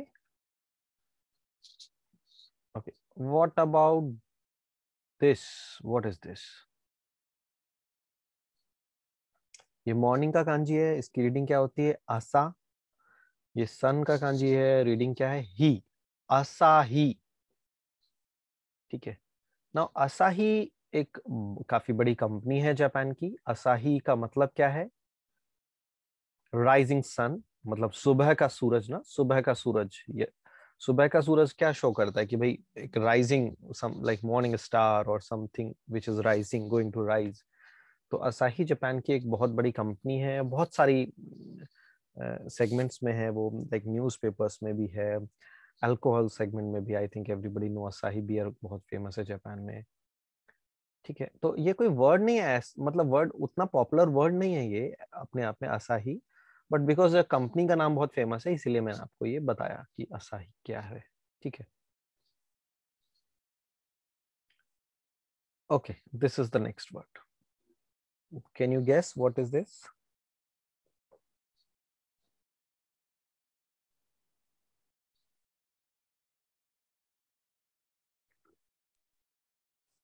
Grain, seeds. Grain, pulses. Actually this is the rice paddy, ये राइस का प्लांट है यहाँ पर। ठीक है, तो इसमें आपको क्या दिखाई दे रहा है? देखिए, अगर ये वाला और ये दो स्ट्रोक्स को मैं छोड़ दूं अभी, तो प्लांट दिख रहा है मेरे को, ये तो प्लांट ट्री है। ठीक है, ठीक है, तो ये तो ट्री हो गया आपका, क्योंकि देखिए ये एक स्टेम वर्टिकल जा रही है और ऐसे ये ट्री है। बट ये ट्री किस चीज का है? इस पे ये दो ऐसे डैश लगे हुए हैं, है ना, ये केवल ये शो कर रहे हैं कि ये किस चीज का है। और ये बेसिकली ये दोनों राइस है। यहाँ पर आप देखो तो मैंने इन डैशेस के पीछे एक राइस इधर लगाया हुआ है और एक राइस इधर लगाया हुआ है ना। तो ये एक ट्री है और इस ट्री के ऊपर राइस लगा हुआ है। तो बेसिकली इस कांजी का मतलब होता है राइस। ठीक है, और राइस को हम क्या पढ़ते हैं? कोमे।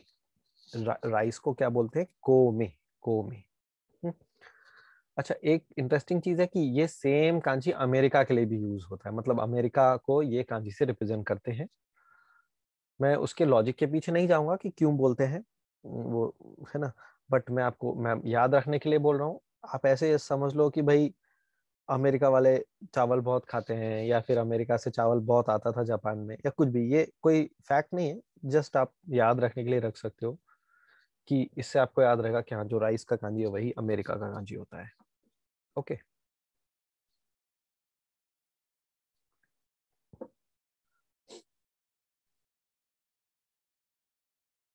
again this is the quiz time. Are you ready for answering? Okay, the question is here.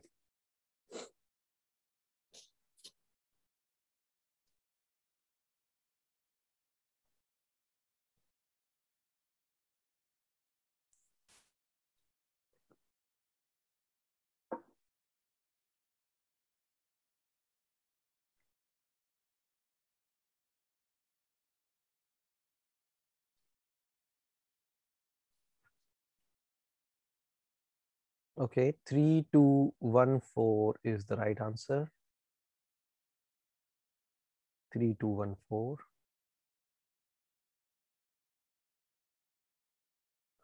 4214 नहीं होगा।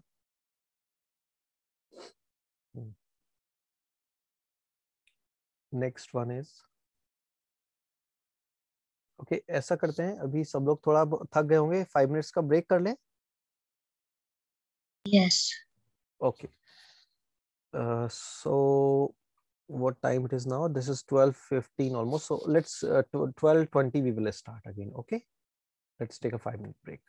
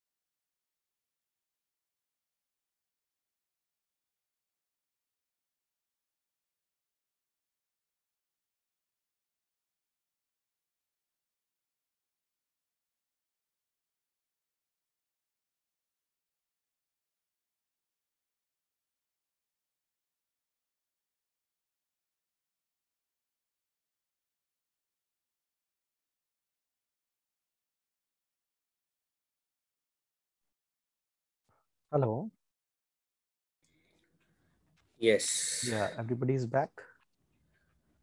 Yes, sir. Okay. Yes.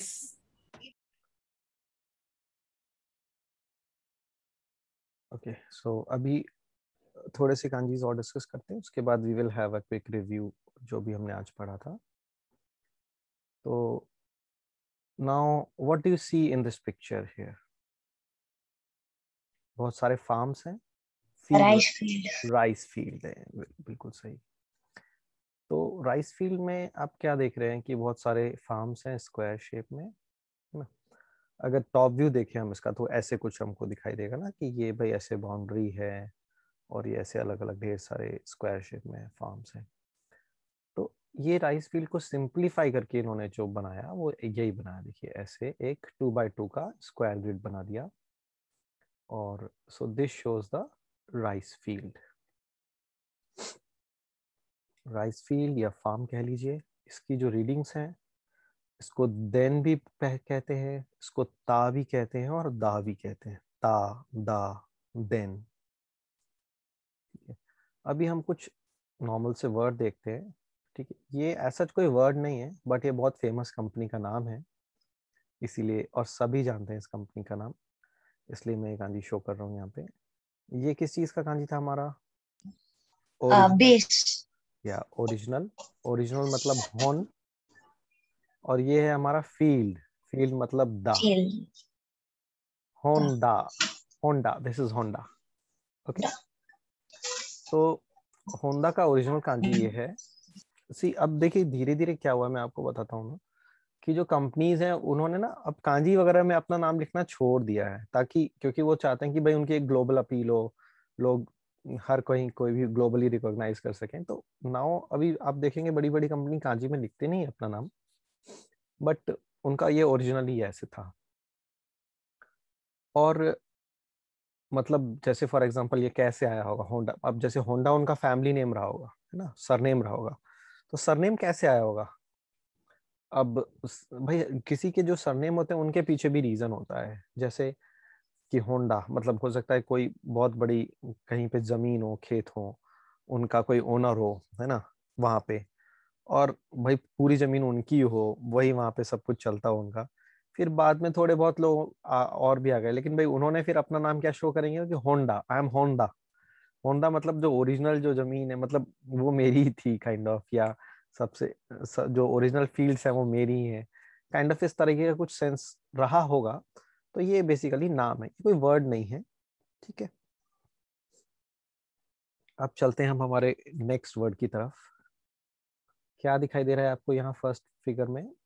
Wings दिखाई दे रहे हैं. ठीक है, किसी बर्ड के ये विंग्स हैं. अब विंग्स को इन्होंने सिंप्लीफाई किया कैसे कि देखिए ये 2 विंग्स थे, तो सबसे पहले तो इन्होंने ये 2 विंग्स का ये जो बॉर्डर लाइन है ये वाला, इसको शो करने के लिए इन्होंने कि ये ऐसे ये शेप बनाई, ये लाइंस बनाई, है ना. और इसमें फेदर्स हैं बहुत सारे, तो फेदर्स शो करने के लिए इन्होंने ऐसे ऐसे ये कुछ कुछ स्ट्रोक्स लगा दिए जो कि फेदर्स को शो कर रहे हैं. तो क्या मतलब होना चाहिए इस कांजी का? विंग्स या फिर फेदर. ओके, तो इस कांजी की रीडिंग क्या है? हा या फिर हाने. हा और हाने. नाउ नेक्स्ट वर्ड पे हम चलते हैं. ठीक है, ये एक वर्ड है, ये 2 कांजी से मिलके बना जो अभी भी हमने पढ़े. क्या है ये पहला वर्ड? हाने दा. करेक्ट. सो दिस इज हाने. हाने means wings.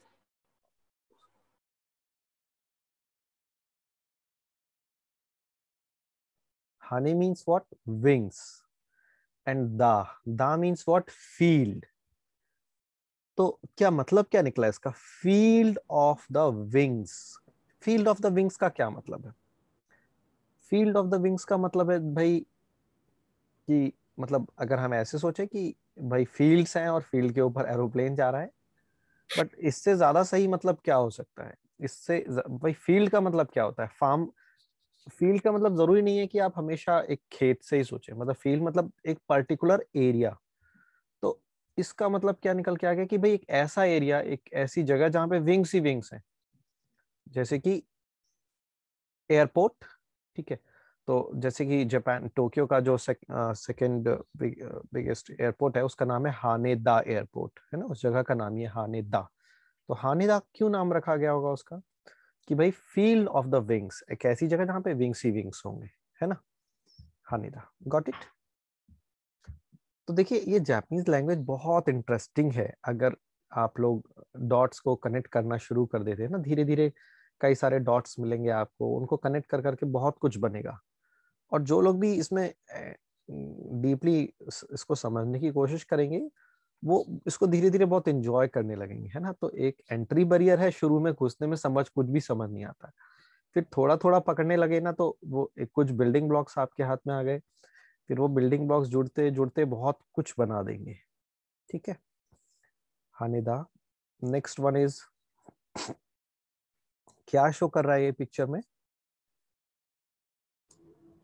It shows power, है ना, पावर, स्ट्रेंथ। तो बेसिकली जो मसल है, हैंड का जो मसल होता है ना, वो आपका स्ट्रेंथ को शो करता है, ठीक है। और अगर आप इस कांजी को देखेंगे तो ये कांजी इट लुक्स क्वाइट कि जैसे कि किसी का हैंड का मसल है, ठीक है। तो इसका मतलब होता है पावर, स्ट्रेंथ, फोर्स भी हो सकता है। और भाई अगर आप किसी चीज में पावर स्ट्रेंथ लगा रहे हो मतलब that also shows your efforts, ठीक है। तो इसको हम जापानीज में क्या बोलते हैं, चिकारा। आपको याद होगा मैंने पिछली क्लास में आपको बताया था हमदर्द का टॉनिक सिंकारा, है ना। अगर आपको चाहिए चिकारा देन यू नीड सिंकारा। तो चिकारा मतलब पावर होता है और रियोकू मतलब भी पावर होता है। Now what I am doing here, I am combining, merging two kanjis, okay. ये टू कांजी मर्ज हो रहे हैं।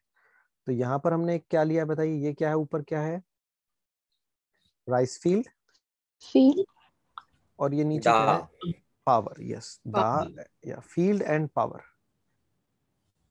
अच्छा अब देखिए कांजी मर्ज हो रहे हैं तो अब रीडिंग का कोई मतलब नहीं रह जाएगा यहाँ पर, है ना, सिर्फ सेंस, इसका केवल मीनिंग का ही सेंस रह जाएगा।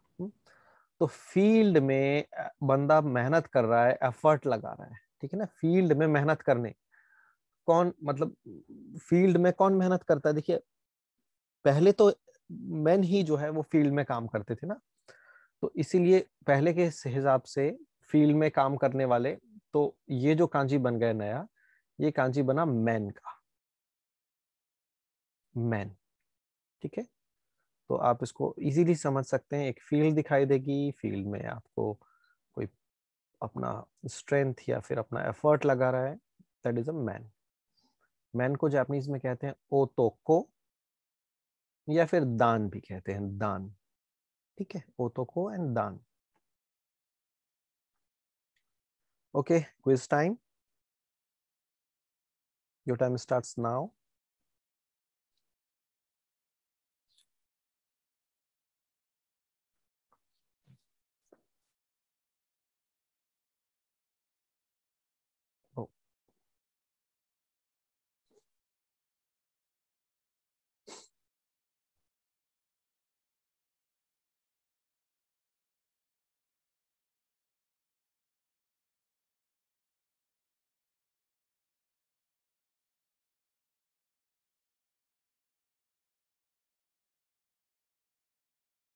Okay, right answer is 3, 4, 2, 1.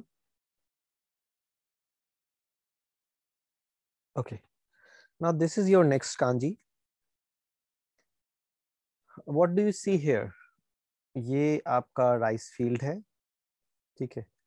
अब राइस फील्ड में क्या होता है भाई, हमको पानी की जरूरत होती है, लोग कई बार कुआं खुदवाते हैं, है ना, वेल बनवाते हैं। तो यहाँ पर इन्होंने क्या किया कि राइस फील्ड में डिगिंग करके वेल बनाया इन्होंने।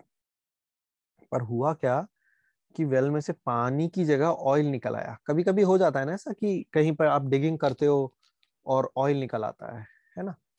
तो यहाँ से आप देख सकते हैं कि ऑटोमेटिकली जैसे ही ड्रिल किया गया तो ऑयल ऐसे बाहर आ रहा है, ठीक है। तो अब इसको, ये पूरे आइडिया को जब सिंप्लीफाई करके इधर बनाया तो ये फील्ड आपका ऐसे बन गया, ये ग्रिड बन गया।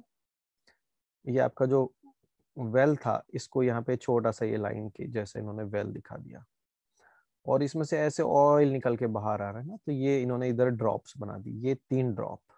ठीक है, ये ऐसे कभी भी किसी भी कांजी में ऐसे ये 3 ड्रॉप बन जाती है। देखिए ऐसे 1, ये 2 और एक ये तीसरी बड़ी सी ड्रॉप नीचे गिरती हुई। इन तीनों का मतलब, ये 3 ड्रॉप अगर बन जाए मतलब लिक्विड है, कुछ तो भी लिक्विड का मतलब आ जाता है ना। पानी भी हो सकता है, ऑयल भी हो सकता है, लिक्विड का मतलब रहता है इसका। तो अब आपको इस कहानी में क्या समझ में आया बताइए? एक फील्ड था, फील्ड में कुआं है, कुएं में से ऑयल निकल के आ रहा है ना। तो इस कांजी का मतलब ही होता है ऑयल। ऑयल को हम यू भी कहते हैं और अबुरा भी कहते हैं, यू एंड अबुरा। ओके, नाउ आप लोग शॉपिंग करने जाते हैं जैसे जापान में, सभी लोग आई थिंक कैनोला ऑयल बहुत ज्यादा यूज करते हैं यहाँ पे। तो अगर आप देखेंगे ये कांजी यहाँ पर आपको दिख रहा है, ये कांजी ना। तो ये अभी काताकाना तो मैंने नहीं पढ़ा है, तो आप ये नहीं पढ़ पाएंगे क्या लिखा है, बट ये लास्ट का कांजी आपको समझ में आ रहा है ना। ये क्या लिखा हुआ है? कैनोला, और ये ऑयल, कैनोला ऑयल लिखा हुआ है। ठीक है, तो इसको हम क्या पढ़ेंगे जापानीज में, कैसे बोलेंगे? कैनोला यू, कैनोला यू, यू मतलब कैनोला ऑयल। ठीक है, तो पॉइंट देखिए, मैं सारे प्रैक्टिकल एग्जांपल्स धीरे धीरे बहुत ज्यादा ऐड करूंगा। हो सकता है बाद की क्लास में थ्योरी खत्म ही हो जाए, सिर्फ मैं प्रैक्टिकल चीजें ही आपको शो करूं। तो मेरा ऑब्जेक्टिव यही है कि अब आप जब आप अपने घर में आप ऑयल का पैकेट देखें या ऑयल खरीदने जाएं, then you should see this kanji and you should be able to recognise this, है ना। Now this is the next kanji. इसमें क्या हो रहा है अब देखिए, एक बहुत बड़ा सा पत्थर यहाँ पर रखा हुआ था। एक कोई पर्सन यहाँ पे चलते हुए आ रहा था, अचानक से वो इस पत्थर की वजह से एकदम से गिर रहा है ना। तो और ये एकदम से पूरा एकदम फॉलिंग पोजीशन में आ गया है ना। तो आप देख सकते हैं कि ये कांजी ऐसा ही है। ये जो ब्लॉक है यहाँ पे, रेक्टेंगुलर ब्लॉक, ये शो कर रहा है कि स्टोन को, और ये एक आदमी बेचारा जो है वो इस गिरा हुआ है इसकी वजह से, है ना। तो ये एक पर्सन यहाँ पर है। हेलो, इसका मतलब टिप होता है क्या? इसका मतलब होता है स्टोन। ये सिर्फ स्टोन का कांजी है ना। ये सिर्फ एक स्टोन का कांजी है। स्टोन को हम सेकी भी बोलते हैं और इशी भी बोलते हैं, सेकी एंड इशी। ठीक है, now I will make a new word by combining these two kanjis. देखिए 2 वर्ड्स मैंने यहाँ पे कंबाइन किए हैं। ये क्या है बताइए? पहला वर्ड क्या है? स्टोन। स्टोन। और दूसरा वर्ड क्या है? ऑयल। स्टोन ऑयल मतलब वो ऑयल जो पत्थरों से निकला है ना। पत्थरों से मतलब क्या मतलब है यहाँ पे? जो जमीन के अंदर से जो ऑयल निकला है, मतलब कि पेट्रोलियम, है ना। तो ये देखिए, ये स्टोन है, स्टोन की रीडिंग क्या होती थी? सेकी, और ये था हमारा ऑयल यू, सेकी यू। सेकी यू का मतलब क्या होता है? पेट्रोलियम या फिर oil. Okay,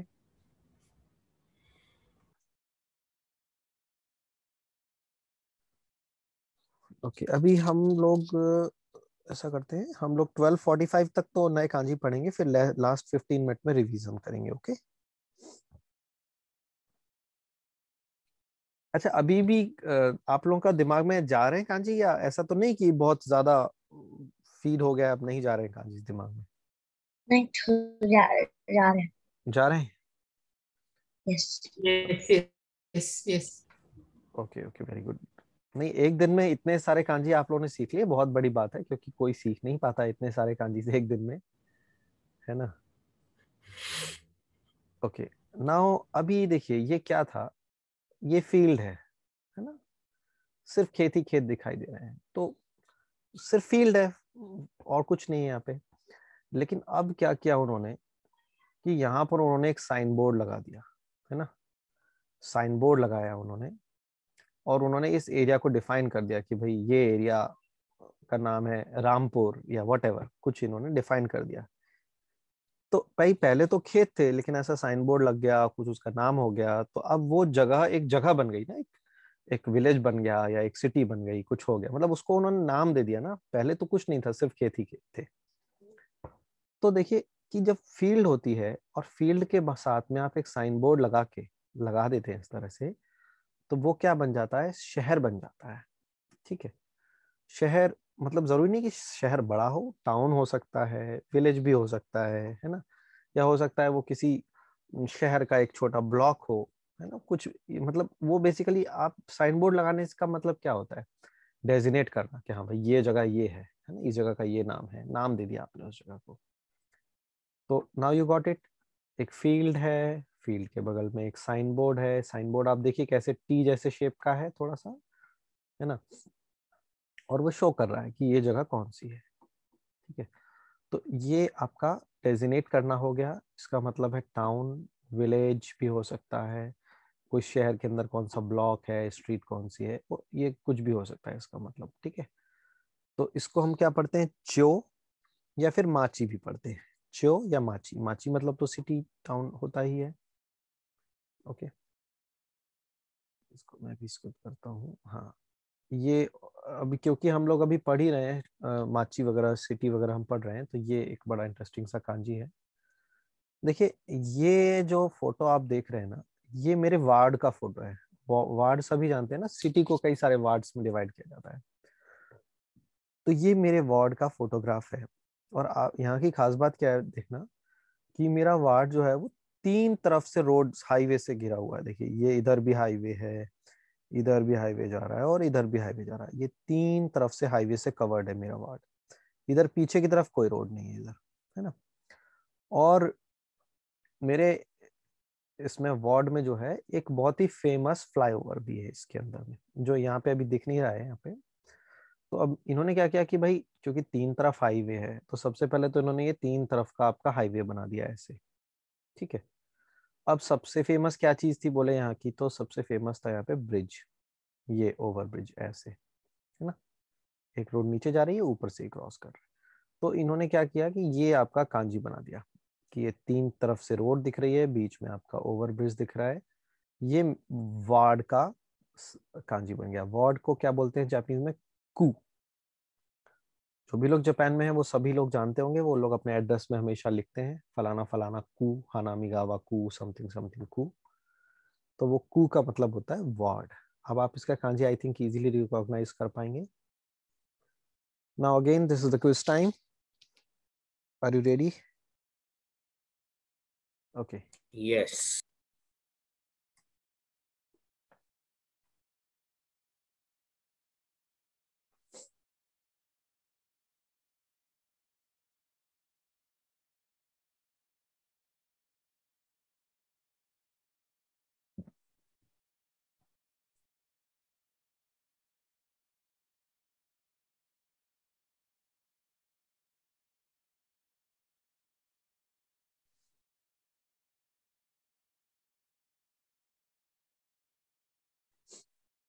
yeah, all of you are right. 3, 2, 4, 1 is the right answer.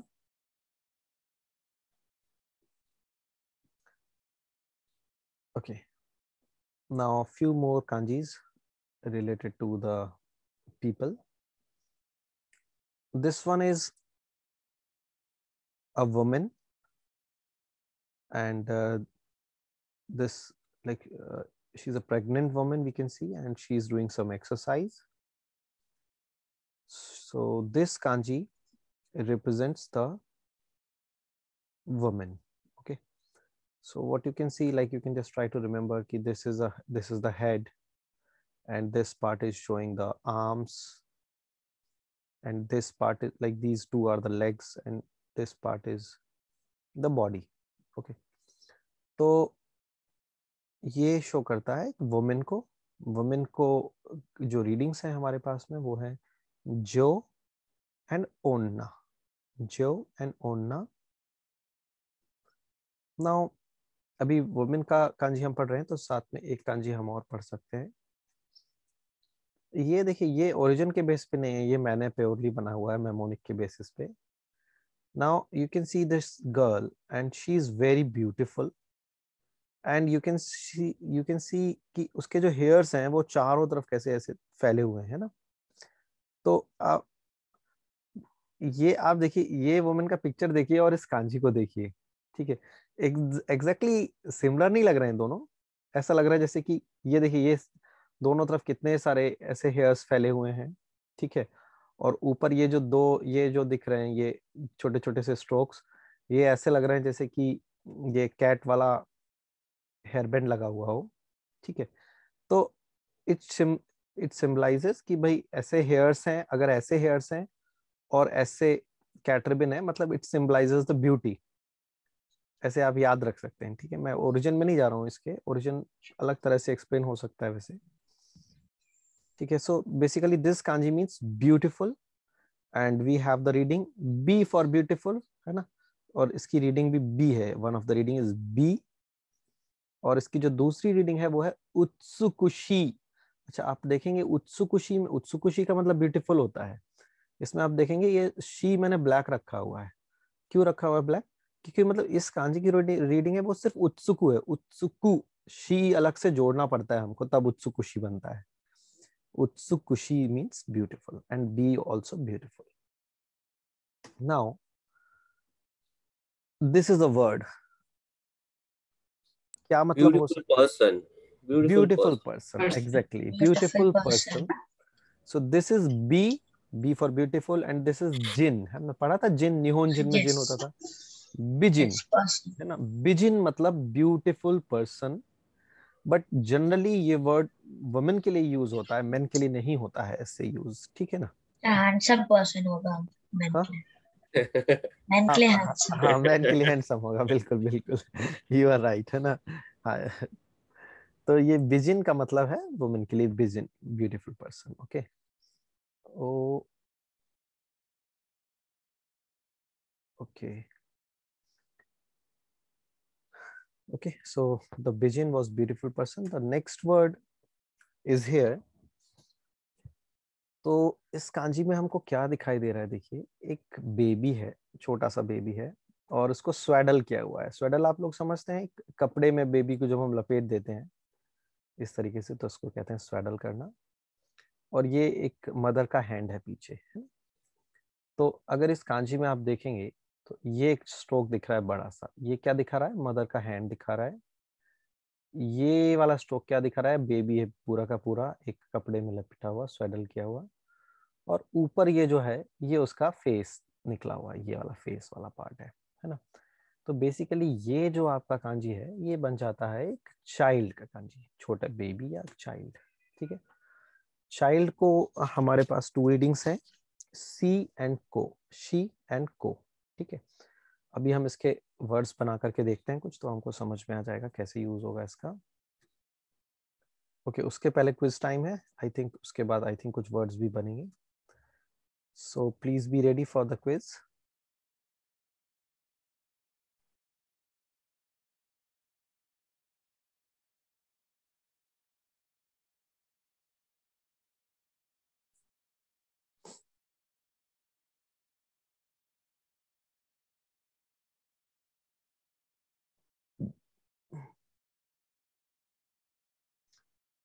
Okay, all of you are right. 2, 3, 1, 4 is the right answer. Okay, okay. अभी हम लोग देख रहे थे, तो अब हम लोग इनसे थोड़े से कुछ वर्ड्स बनाने की कोशिश करते हैं, ठीक है ना। तो ये हमारा वर्ड क्या था, वुमेन, वुमेन, है ना, वुमेन, वुमेन, या फिर वुमेन को हम क्या कहते हैं, ओन्ना, है ना। और बीच में हमने एक नो भी लगाया हुआ है, ओन्ना नो, है ना। और ये क्या था, ये क्या था, बच्चा, बेबी, ओन्ना नो को, यहाँ पर रीडिंग क्या है, ओन्ना नो को। तो देखिए ओन्ना मतलब तो होता है लेडीज, है ना, या वुमेन, और ओन्ना नो को मतलब मतलब वुमेन बेबी, वुमेन बेबी, मतलब क्या, इसका मतलब क्या हो गया, ओन्ना नो को का मतलब क्या हो गया, गर्ल, यंग गर्ल, है ना, यंग गर्ल, है ना, अ लिटिल गर्ल, ओन्ना नो को, गॉट इट। अच्छा, ये देखिए ये कैसे बना, बीच में नो का बड़ा इंपॉर्टेंट रोल है इसमें, ओन्ना नो को, ओके, है ना। नो मैं बाद में डिटेल डिस्कशन ग्रामर में करूंगा क्या होता है। नाउ अगेन, अभी देखिए ये फिर से वही का वही दोनों कांजी कंबाइन हो रहे हैं, बट अभी नो नहीं लगा हुआ है इसमें, ठीक है। ये एक दूसरा वर्ड, मतलब इसका मतलब भी लिटिल गर्ल ही होता है क्योंकि कांजी, लेकिन रीडिंग अलग है थोड़ी सी। रीडिंग क्या अलग है, यहाँ पर इसको जो पढ़ते हैं ये, और बेबी को शी भी पढ़ते थे, तो जोशी, जोशी मतलब लिटिल गर्ल। तो जोशी भी लिटिल गर्ल होता है और ओन्नानो को भी लिटिल गर्ल होता है। Got it? ध्यान देने वाली बात है, देखिए ये दो कांजी लिखे हैं और इन दोनों के बीच में नो भी लिखा हुआ है, तब तो ओन्ना नो को हो जाएगा, है ना। और अगर इनके बीच में कुछ नहीं लिखा हुआ है तो जोशी हो जाएगा।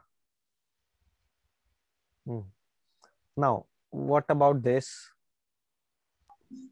Woman, person. Exactly. Adult woman. This is onna no hito, onna no hito.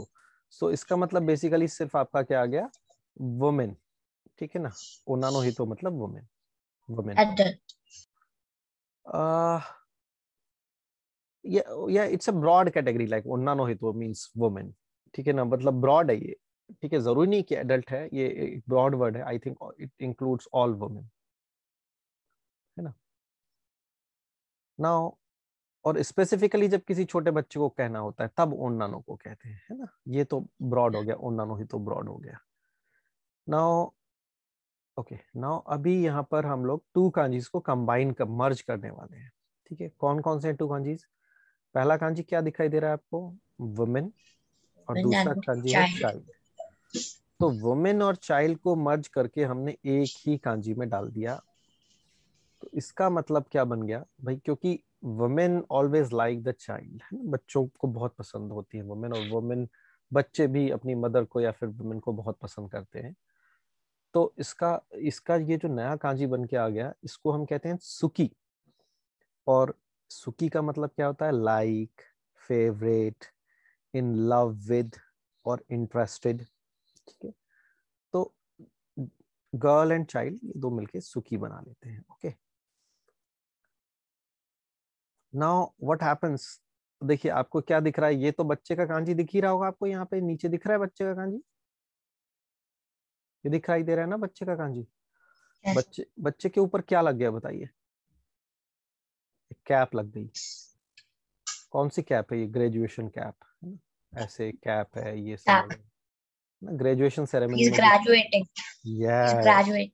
ये बच्चा जो है ये ग्रेजुएट हो रहा है। ग्रेजुएट हो रहा है का मतलब क्या, कि उसने काफी कुछ पढ़ लिख लिया है, सीख लिया है ना। तो इस कांजी का मतलब क्या होता है, स्टडी, लर्न, या फिर साइंस के लिए भी हम इस कांजी को यूज करते हैं। तो अभी आप स्टडी और लर्न याद रखिए, ठीक है। तो मतलब सीधा सा देखिए कितना सिंपल है, बच्चा था, ये कांजी बच्चे का था, बच्चे के ऊपर आपका ग्रेजुएट, ठीक है। कांजी ने my piece, hello, yes okay, your Wi-Fi is too low, I think. okay yeah maybe slow, screen is full. okay, yeah, let me, I think the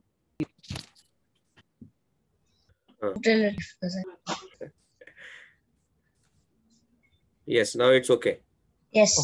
Okay. So basically this is the kanji for mother, and the word for mother are haha and okasan. Okay, this is the kanji of father. Now ये देखिए आप father की जो features हैं, important features हैं, एक तो इनकी मूंछ बहुत बड़ी है, ठीक है। दूसरा इनके जो हेयर स्टाइल हैं, आप ये देखिए ऐसे जैसे कि सलमान खान के बाल थे राधे में, उस तरह से कुछ कुछ बाल हैं इनके इस तरह से, है ना। तो इनके इंपॉर्टेंट फीचर्स क्या हैं, ये मूछें और ये सलमान खान जैसे बाल। तो इसीलिए इस कांजी में इन्होंने ये दो ही चीजें इन्होंने कंसीडर की कि भाई इनकी मूछें ले ली यहाँ पे ये, और ये इनकी जुल्फें ले ली यहाँ पर। तो ये आपका जो कांजी बन गया, ये फादर का कांजी बन गया। फादर की जो रीडिंग्स है हमारे पास वो क्या क्या है, चीची एंड ओतोसान। ओके, नाउ ये एक वर्ड बन गया, इसमें आप देख रहे हैं पहला वर्ड क्या है बताइए, father and mother. Father and mother, Chichi and haha, Chichi haha. So when chichi haha means parents. Chichi haha means parents. Okay, so this is the quiz time, and after this we will do a quick review. I don't think a quick review kitna kar payenge. Chaliye. Okay, so this is your final quiz for today.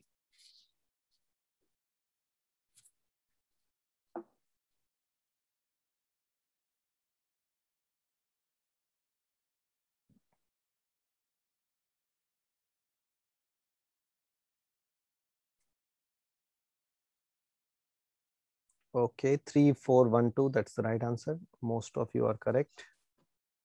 I think all of you are correct. So we will stop here. And first of all, I would like to say thanks to all of you because you have done a great job. Like within a class of 2 hours, I think you have learned the meaning of, I think, at least 50, 60 kanjis and many compound words, which is a very difficult task. And if you have done it, then I think all of you are praiseworthy. Okay, so let's do a quick review. Now, all of you can keep your mics open and you can shout whatever the kanji is for. Sun.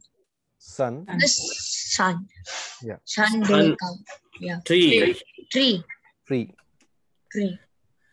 Origin. Base. Origin. Base. Origin, Book. base. Book. Base, book, yes. Real. True. What is this? Nihon. Nihon. Tokyo. Like Japan. Nihon. Nihon. Right? Country. Yeah, right. Yes. Mental. This is Fruits. Result. Result. Result. Yes, fruits. This is small forest. Man-made forest. Man-made forest. Yes. Natural forest. Natural forest. Man. Person. Ito.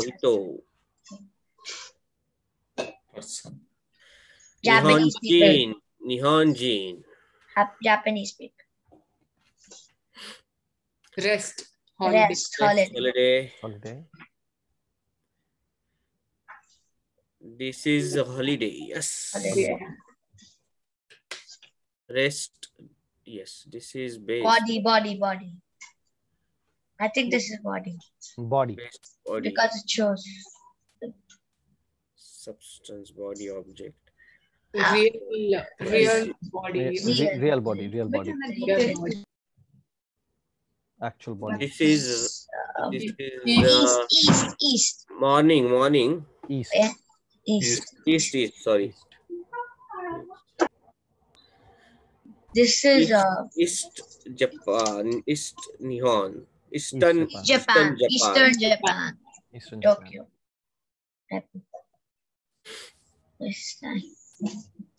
What is this? Capital. Capital. Eastern capital. Tokyo. Yeah. Tokyo. Tokyo, or we can say Eastern capital. Eastern capital. White. Bright white. Moon. Moon or month? Month also. Bright light. Bright. Sun, moon. Bright white. Yeah. White. Bright white. Clear. Crystal clear. Crystal clear. Yeah, bright white. Crystal. Obvious. Shine. Shine. Shine. Trying to be bright. Right. Nico. Nico station. Yeah. This is rising early morning, something. Early. Something. Early. Morning. Early morning. Yeah, this is morning. No, morning only, I think. Morning, okay. Early morning. Early morning. Um, You can leave it. Asahi. Ashi. Rice. Rice, grains. Rice. America. Rice field. Farm. Rice field. Rice field, farm. Base and field. Honda. I forgot this one. Honda. And next one is Feather. Feather, wings. Wing feather. Haneda. Very good. Haneda. Coco. Many wings. Muscles. Power. Main. Sorry. This Power. is not men. Sorry. This is Sorry. power, This is Strength. power. strength. Chikara. Power, strength. This is men. This is men. Men.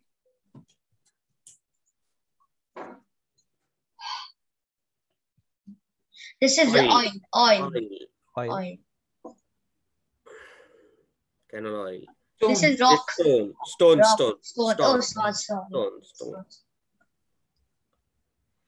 And this makes oil. Petroleum oil. Yeah, stone oil from the stone, so petroleum oil.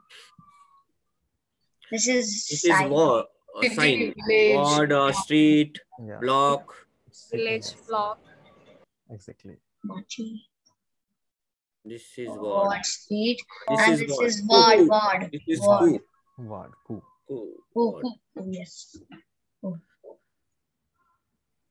This is woman.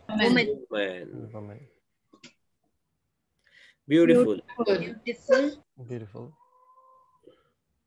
Beautiful woman. Beautiful woman. Beautiful person. Beautiful person. Should be for woman. Child. Child.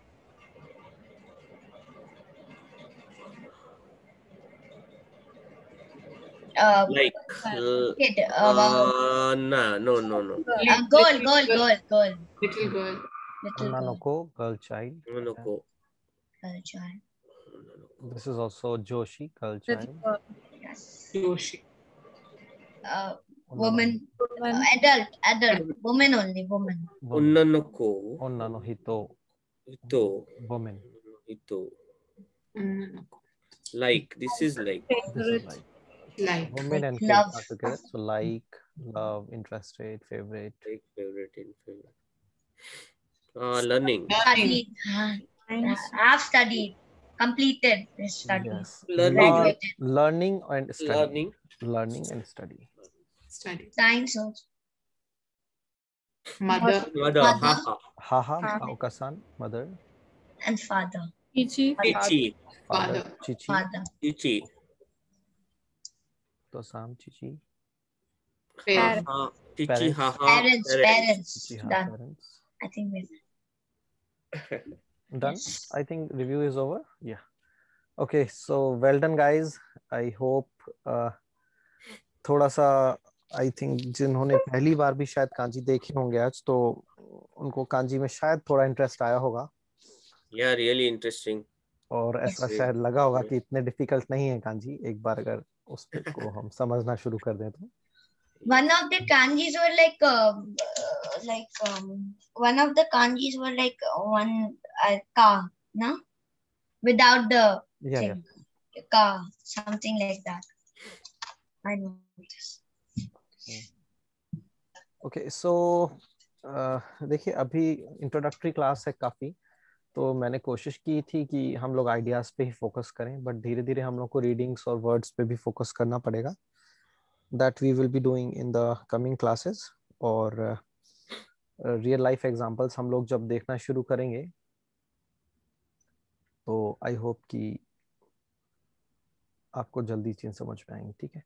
बाकी मैंने जो बोला था आपको शुरुआत में class में कि जहां पर भी कांजी दिख रहे हैं पढ़ना, उनको देखो, भले ही समझ नहीं आ रहा हो उनको देखते रहो, उनको देख लो कि अच्छा क्या लिखा हुआ है इस जगह पे, सड़क पे क्या लिखा है, टॉयलेट में क्या लिखा है, देखते रहो उनको. ठीक है ना. धीरे धीरे क्लास में हो सकता आप देख लोगे, भले ही आपको समझ ना आए, कुछ नहीं है, कोई दिक्कत नहीं है, पर आप देख तो लो, देखने में कुछ नहीं जा रहा है. हो सकता है नेक्स्ट टाइम क्लास में जब मैं वो डिस्कस कर रहा हूँ तो आपको रिकॉल हो जाएगा, अरे ये तो वहां देखा था. ठीक है ना. तो कीप योर आइज ओपन, जहां पर भी कांजी दिख रहे हैं उनको उस पर नजर दौड़ाइए.